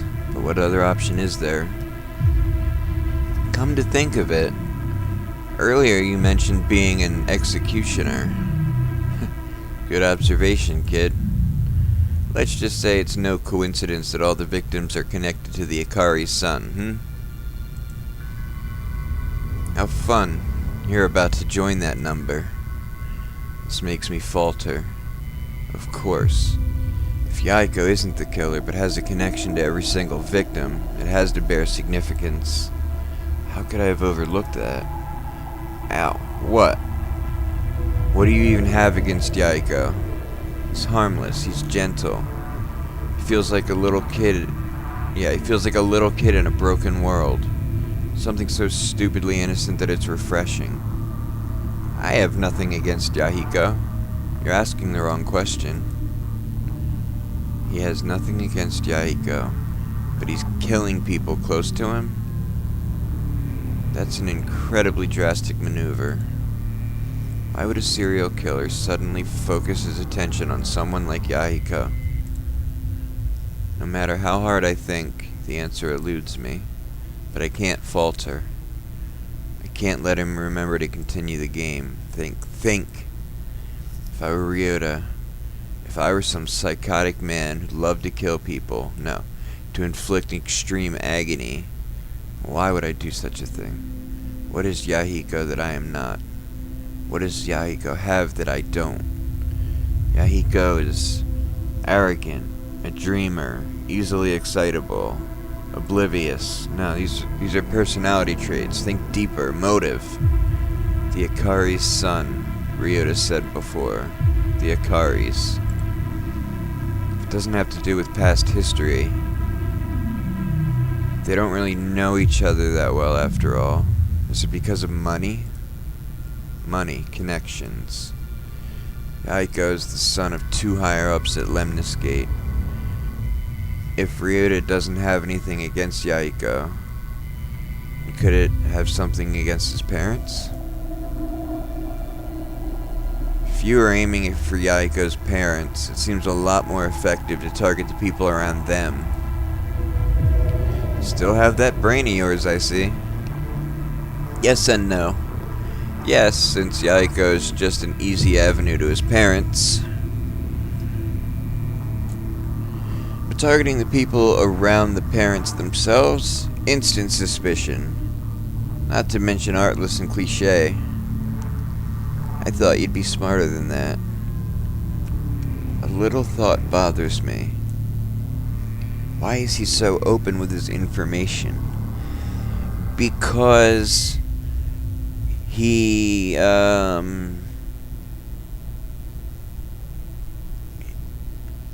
doesn't care that he's divulging all this information because everyone who's hearing him is either going to die imminently or become his protege and not rat him out. So either way, he doesn't have to be careful of what he's saying.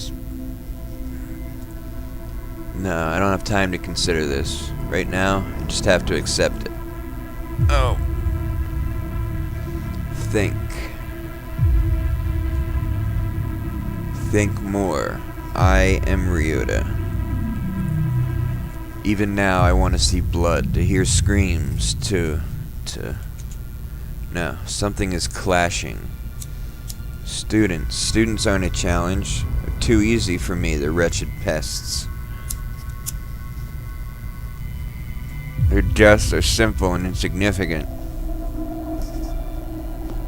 They'll be remembered for what, a day? 2? perhaps 5 years by their families, but eventually they'll fade into inconsequential nothingness because they are young and meaningless. Another tally in a long list of missing persons.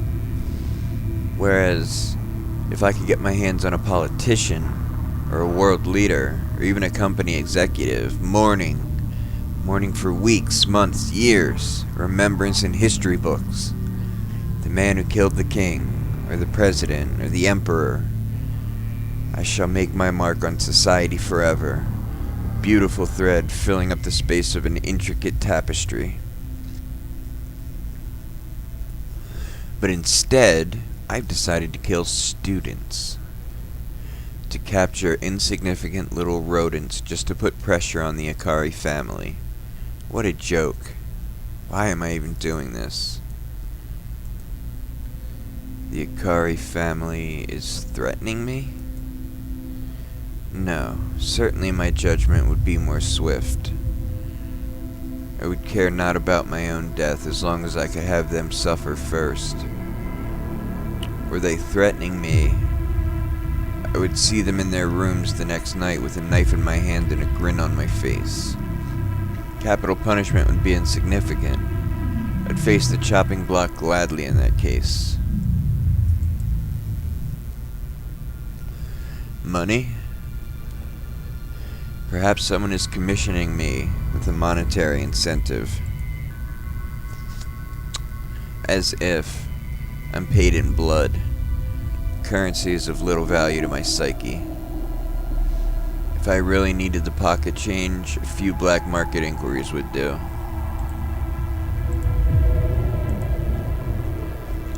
Perhaps I need something that money cannot buy.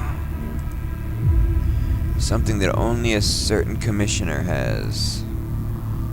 And the only way to get in, and the only way to get it, is to pressure the Akaris, even if it means killing rabbits. To do that, I started with someone only slightly related to Yaiko, Midori Meino. They would not even notice.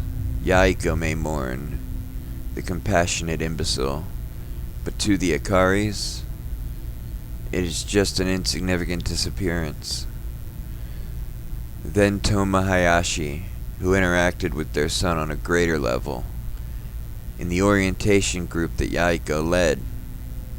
That may raise some eyebrows and call for suspicion, but nothing that the Akaris can prove. Next is Akane Tsukino, girlfriend of Shoji, who was close to Yaiko due to the Happy Club. Shoji himself followed thereafter. A spiral of people with Yaiko Ikari at its center.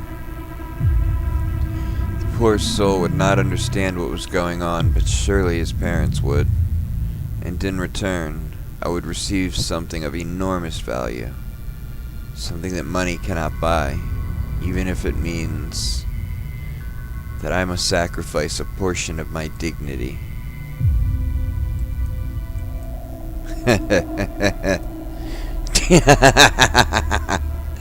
Yama? You, Ryota, are on someone else's payroll? You're a freelancer with a client?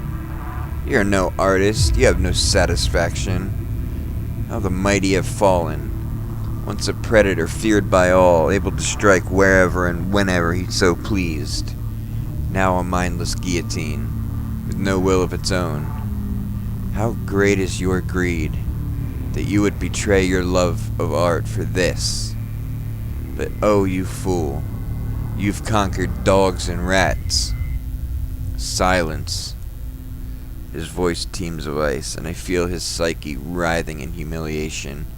And it's just so thrilling. When they screamed, how easy it must have been to forget. Just as the man can distract himself with symphonies, so too can he distract himself with agony. But when you returned, when you lay your head on your pillow, you must have realized the bitterness of your own insignificance.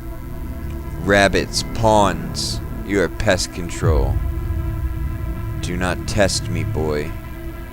But I'm caught up in the euphoria. A welcome distraction from the never-ending cycle of pain and panic that plagued me before. Selling your soul for a delusion, a pittance. Do you never wish to go back to happier times? A time when you were a shadow with a name? The independent killings. Nothing is more fearsome than the unknown. The people who knew about them, were they terrified? Did they huddle in their beds every night unable to sleep, thinking they could be next? Did it stroke your ego, knowing that the one who held their fate in his hands was you? Or were those killings also at the discretion of your employer? Were there further connections that the police simply could not deduce? Was that also a primeval commission? Ryota grits his teeth and digs his fingers into the nearest desk, but he doesn't say a word. And I'm right. I'm right about everything. Here you are, the fearsome Cerberus. You're bound to a pathetic little leash. Caught up in corporate politics at that. Where there's nothing but bigwigs bickering like toddlers. What exactly do you need so badly? I can't imagine you'd be craving love or friendship. Give me a quick reminder. What else can money not buy? Respect? Naturally good looks? Peace of mind?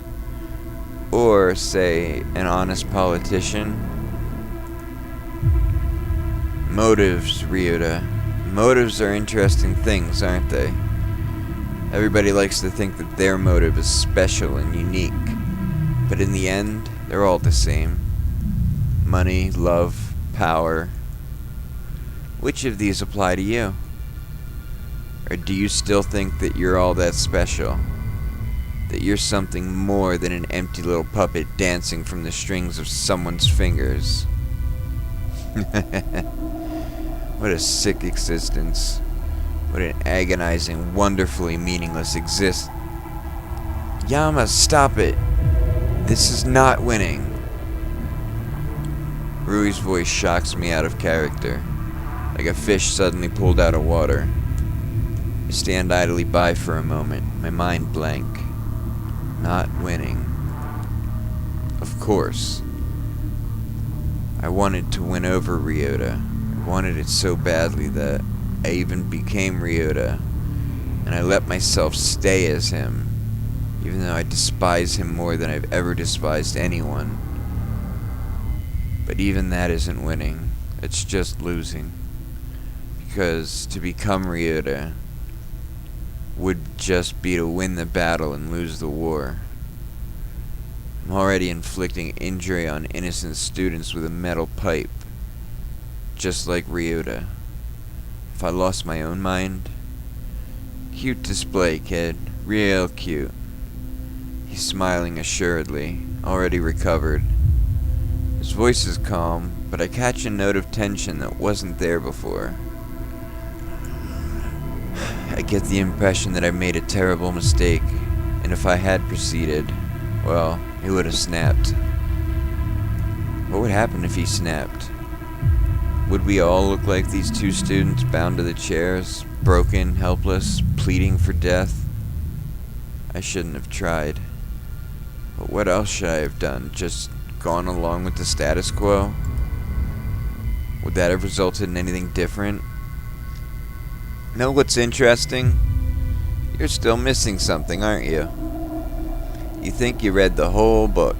You think you know how it ends. You think you know the whole pattern. You're still blind. You see out of one eye, boy, but not the other. Missing part of the pattern. I don't understand. Think harder, boy. So, the sequence of deaths has to do with Yaiko. So what? So what? Broken gear in the back of my mind slowly begins to churn forward. Right. All the deaths revolve around Yaiko. Specifically, over time, Those deaths have gotten closer and closer to their epicenter, almost like a whirlpool sucking in its surroundings. Closer to Yahiko. Within the school, the closest people to Yahiko, are me, Rui, and Masato. The inseparable gang that hangs out together day in and day out, flailing through life with a bunch of rambunctious high school shenanigans. Of course. That's why he'd instantly picked up the phone. That was why he'd been prepared for my call. That was why he kidnapped Rui. Because we were already the next ones on his list. No. Oh, that was quick. Congratulations. To be honest, boy, Kurogane boy should be here too. But guess what? He goes to bed too early, out like a light. Doesn't answer his phone. Yeah, but doesn't he sleep in the school? Surely you could have woken him up. But he would have beat your ass. I even prepared my whole excuse and everything. I suddenly feel so very tired and weighed down. My intellect is fraying away. I can feel my sanity bleeding out of my body. Just let it end. It was all planned from the very beginning. I can't keep holding out. I can't prolong this misery. I try to one-up Ryota. I only end up in a worse state than before. That trend continues.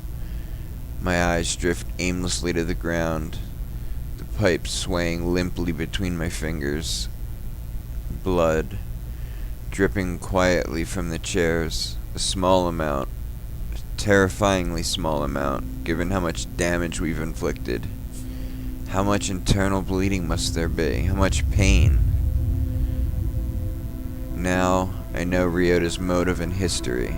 So what? I'm still an accomplice to manslaughter, bit by bit, wiping out the opportunities in this girl's life. The dream of playing on a sports team. The dream of being a pianist. The dream of marrying a normal guy and having normal kids. Shamelessly and brutally striking down those dreams from existence with no method of recovery. But someone who's actually had opportunities in life and they're being taken away by someone else. The injustice of the world.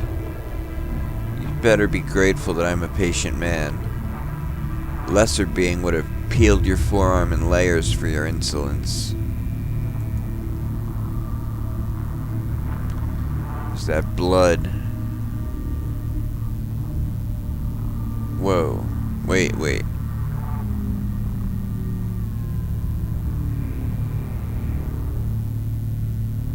Okay, that was just me. I'm sorry. The mental image pulses in front of my eyelids and I stumble backward, nausea surging to my throat. That's right. I'm just a kid trying to fight a seasoned serial killer. What was I thinking? I use my hands and push against the desk, shakily trying to prop myself on my feet. I only collapse bonelessly to the ground, legs like gelatin. Can't continue this way. Not much longer. I see blood on the edge of the pipe in my hands. Blood that's not there. Blood that I know isn't there. But blood that still weeps down the metal and coats my hands. Starting to hallucinate. All is silent save for the strangled sobs of two injured children, two dying siblings side by side. I'm sorry. I'm sorry. Well, guess it's my turn again. You know, I'm really giving you an advantage here by going first. Now you'll always be one hit ahead. Please, let's just stop. He ignores my faint whisper and steps forward, adjusting his grip on the pipe. The boy whimpers, incomprehensible words spilling out of his mouth. Sorry, kids, but the world doesn't listen to begging, and neither will I. He swings the pipe with vindictive justice. Perhaps a payback for my insolence. I flinch instinctively this time, barely missing the moment of impact. And then, a chair screeching against the ground. A piercing scream that rends the air. A light, sweet chuckle from a man who's lost his mind. As I force my eyes open, I catch an unfamiliar, pungent smell. Vomit. Dripping from the boy's mouth, pooling over the sides of the chair to the floor below. My stomach turns over. My grip rattles against the pipe. Oh yes, this is life, children. The beauty of pain has no substitute. I step forward, forcing words out of my dry mouth. We need to stop. I can't handle this. Ryota swivels on me, the joy in his eyes immediately dissipating. We're just getting to the good part. You saying you're gonna forfeit? Quitters never prosper, boy. And you wonder why you've never prospered. I drop to my knees, harder than I intend. The shakiness of my limbs gives my legs a solid blow against the ground. This is no longer an act. Groveling and showing vulnerability. It's not just another strategy anymore. I have no other way out. No other hope. Please don't do this. Do what? I can't find the words, so I only sweep my hand around the room. Oh, all of this. This whole captivity thing. The game? The fun? I manage to nod. Then, will you lick my shoe? He stamps a foot in the puddle of the boy's vomit, shaking it teasingly at me. I don't make a move. I'm waiting. I open my mouth, fighting for words. Nothing comes. The vomit gleams on the sole of his shoe, mocking me. Rui makes an instinctive sound of distress, gripping her chair with whitened hands. I stare at the shoe, willing myself to lean forward. I don't move. You see, boy, you're not ready to really beg. And why? Because you still cling to your pride, pathetic as it is. Some part of you just believes that you still have... Some part of you believes that you still have control over the situation. Some part of you believes that some miracle will bail you out. If you were really ready to beg, if you really threw away your pride, you wouldn't be aiming for the limbs, no? When you hold that pipe, you'd be aiming right at the skull. That is your only hope right now. The only hope of all of you is death. But sadly for you, I don't like to rush my executions. It's just such a waste. I shakily clamber to my feet, weighing my arms on the table to pull myself up. Pride, belief, control over the situation. Do I really have any of those things? Maybe he's right. Maybe if I really was hopeless, I would have already crushed 2 skulls and resigned myself to a long, excruciating death. But here I stand with the pipe, ready to hit again. Why? So, now that your little dramatic stint has ended, I believe it's time for your turn. He tilts the knife against the moonlight in Rui's direction, sending a fresh reminder of the stakes.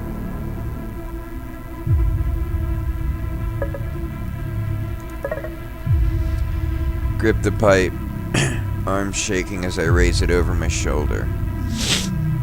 But aren't you stuck here forever? The fight, isn't it getting too tiring? Aren't you exhausted? You're not strong enough to face this. I shake my head and squeeze my eyes shut, trying to knock the voices out of my head.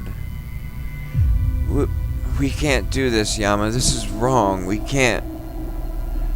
I swing the pipe. No.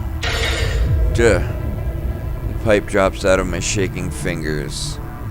I lean heavily against the nearest desk, my knees too weak to support my weight. I can't do this. I'm sure you can. You're doing great. Ryota lifts the pipe over the boy, whose face is coated in a mixture of sweat and tears, slicking his hair against his forehead. The boy's eyes slide to mine, begging silently, hating the day he was born. Ryota sends an icy smirk with a sheen of madness, reminding me of my earlier behavior. Payback, he seems to be saying. But I do nothing. The note is raw this time. Raw from an overused throat that's been screaming for more than it should. When it descends into silence, I can hear the breaths of two students rattling in their lungs. Shallow and anguished, blood is starting to trickle from their mouths slowly, down the corner of their jaw and dripping onto their pristine uniforms. Death would be the far better option. How much time has passed? It feels like days, stretched out and pushed against each other. Practically, I know it can't be more than a few hours. The sun hasn't started rising yet.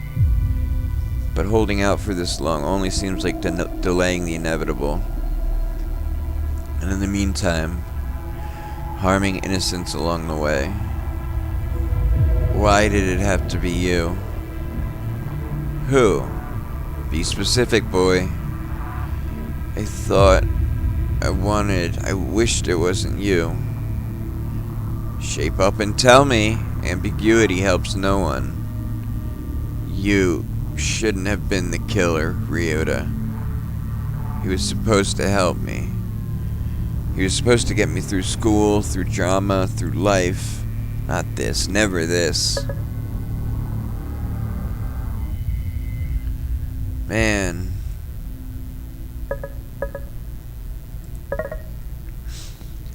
I raise the pipe, but my grip falters as my eyes turn to the girl.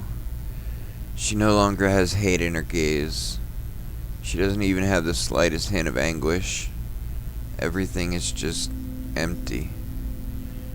I whisper it again, that trivial excuse that does nothing to help the situation. I'm sorry. This time, though, she responds, quietly, moving nothing but her mouth. I know. And I swing the pipe. The blow rebounds against my arms as the bone of her leg fractures beneath the hard metal. The resulting scream is just another repeat, another skip on a broken record player. I falter backward, the pipe rubbing my hands raw, reminding me that every bent limb, every cry of pain, is all my own doing.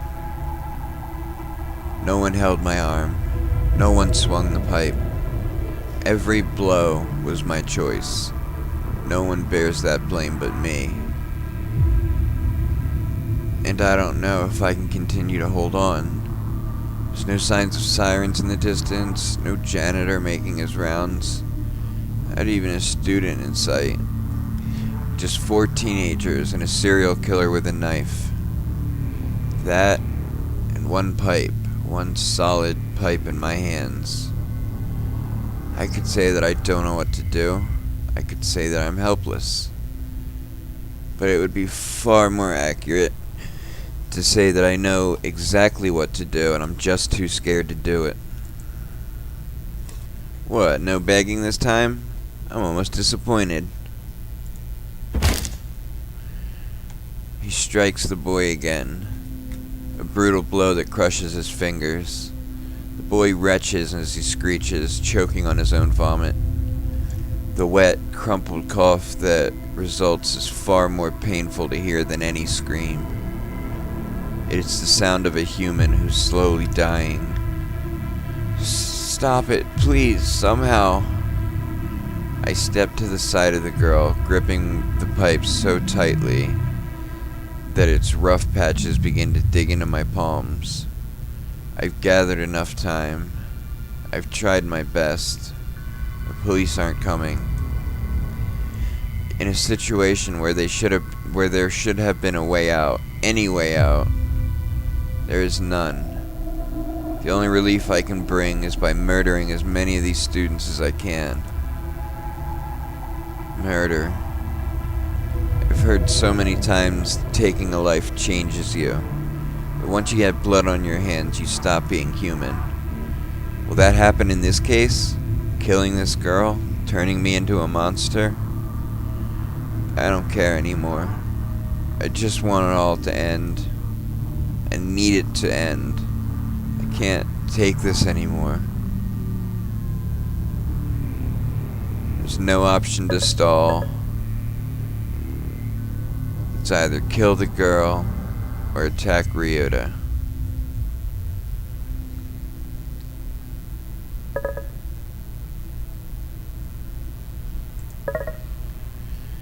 This is a nightmare with no awakening.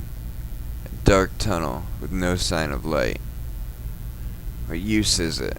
There's nothing left to wait for. It's better to end it quickly than to prolong needless pain. I shouldn't have come here in the first place. I shouldn't have tried to fix anything. If I had only remained unattached. If only I'd stayed oblivious, none of this would have happened. I raised the pipe with certainty. Hands cold but steady.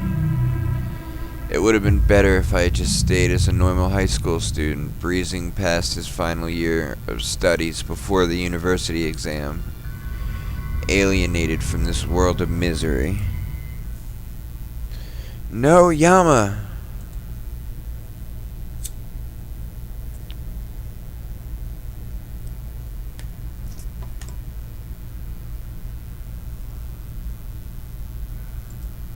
I swing the pipe.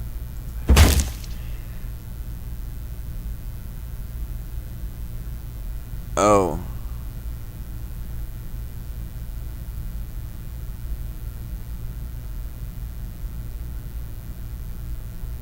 I think I fucked up. She doesn't have time to scream. I straighten, expecting to feel terror, guilt, fear. The only thing that overcomes me is a wave of nausea. Not the sickening blow of a fever or a flu. Something on a deeper scale that flows to the outer edge of my body. A sensation that's slimy and incurable. Murderer, my mind whispers. There's silence. There's silence from Ryota, even from the boy. Not a single peep. Boy should be screaming in fury. He should be swearing vengeance at me, vowing to make me suffer for killing his sister. Ryota should be cackling with satisfaction. He's finally broken me to the point where I've taken a life. Two of them only stare at me, silently as if frozen in time. Frozen, and I drop the pipe, but it lands soundlessly, like the world is a velvet muffler. What is this? I step towards Ryota, but he doesn't budge. His eyes remain on the spot where I was. The room is still and silent, miraculously peaceful, like a scene put on pause or a stage play in the middle of intermission. A shadow flits in the corner of my vision, immediately drawing my attention. Who's there? Nothing. course nothing. There's no longer anything, simply emptiness, because I am helpless. There's nothing left for me. This is out of my control. I can do nothing more. Death after death, an endless cycle of suffering, living in a world that delights in breaking innocent souls. It's better to just give up and die. If I could fall to the ground right at this moment and just let myself rot, it would certainly be ideal. Or do I need to live? To lie down without a fight, or to set my revenge on the world, to make society resent the people who raised such a monster. A tantalizing thought. This is out of my control, and now in my control.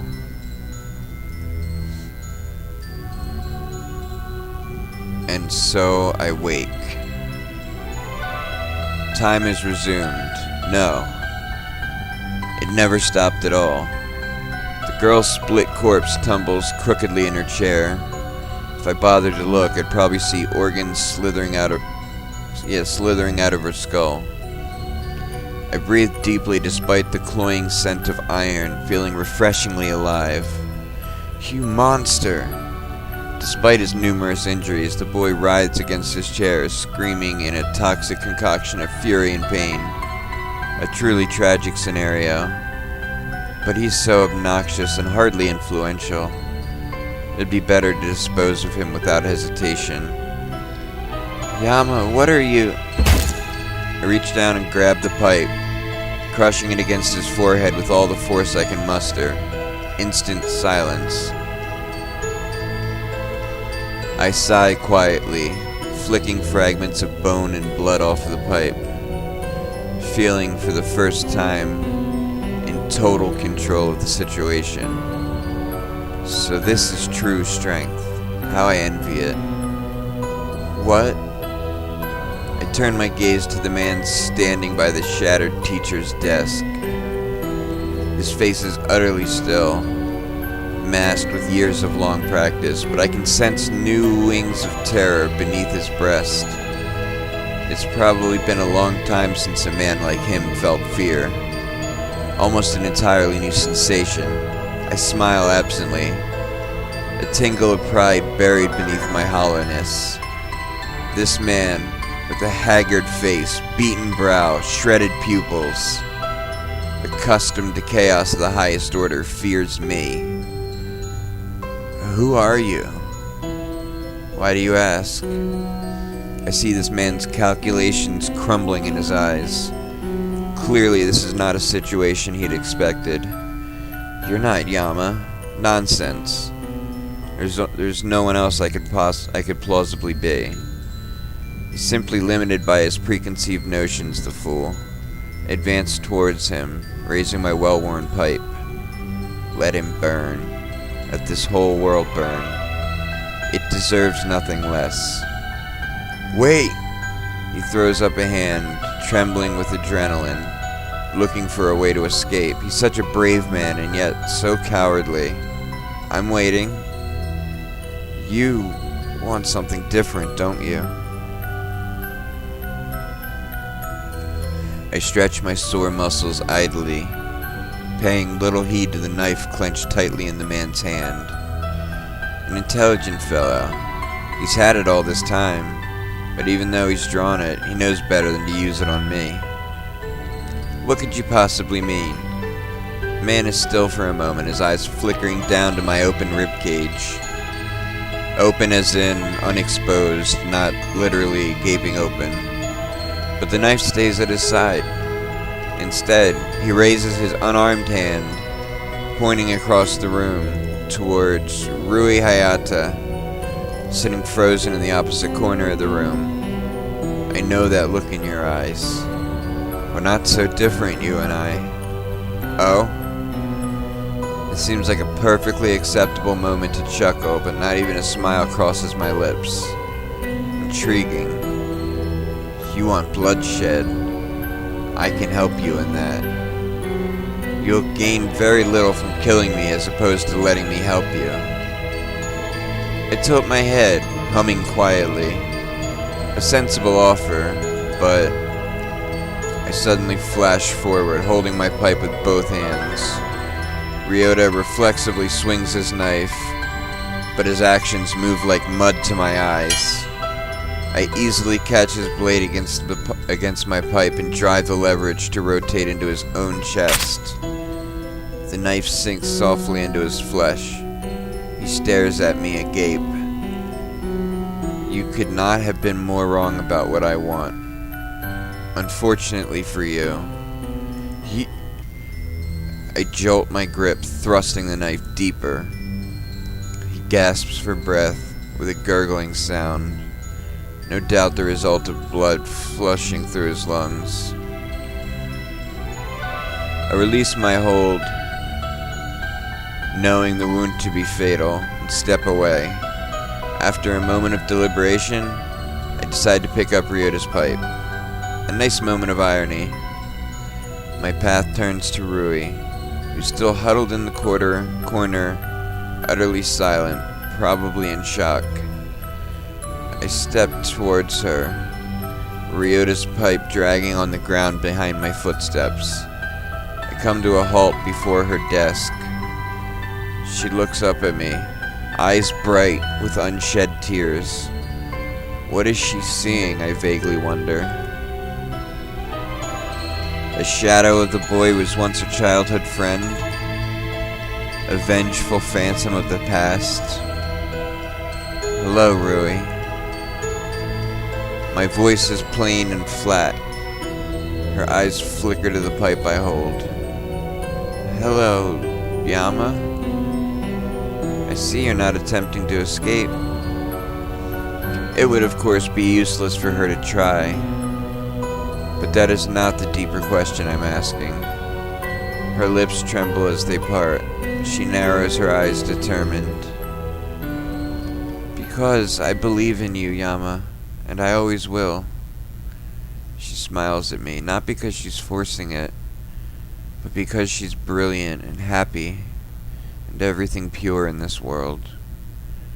I can't restrain myself from lifting a blood-encrusted hand to brush against her cheek. Feeling terribly sad. That will be your last mistake. Without hesitation, I raise the pipe.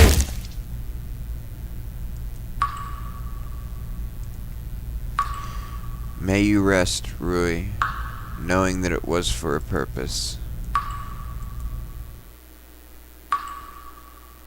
What purpose? Bad end. Okay, so I couldn't remember which one to do with that last one, but I guess we got another achievement. So that must have been the one way to fuck that up that I didn't do somehow. Something about it was different.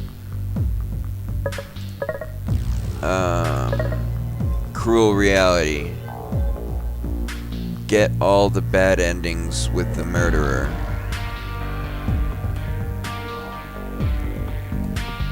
I guess that's how. Okay. Hang on, how long is this?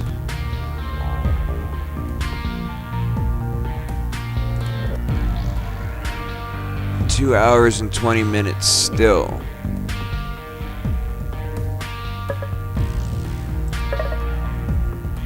So much for shortening it. Alright, so I'm gonna cut this here and go on to Redux Part 3.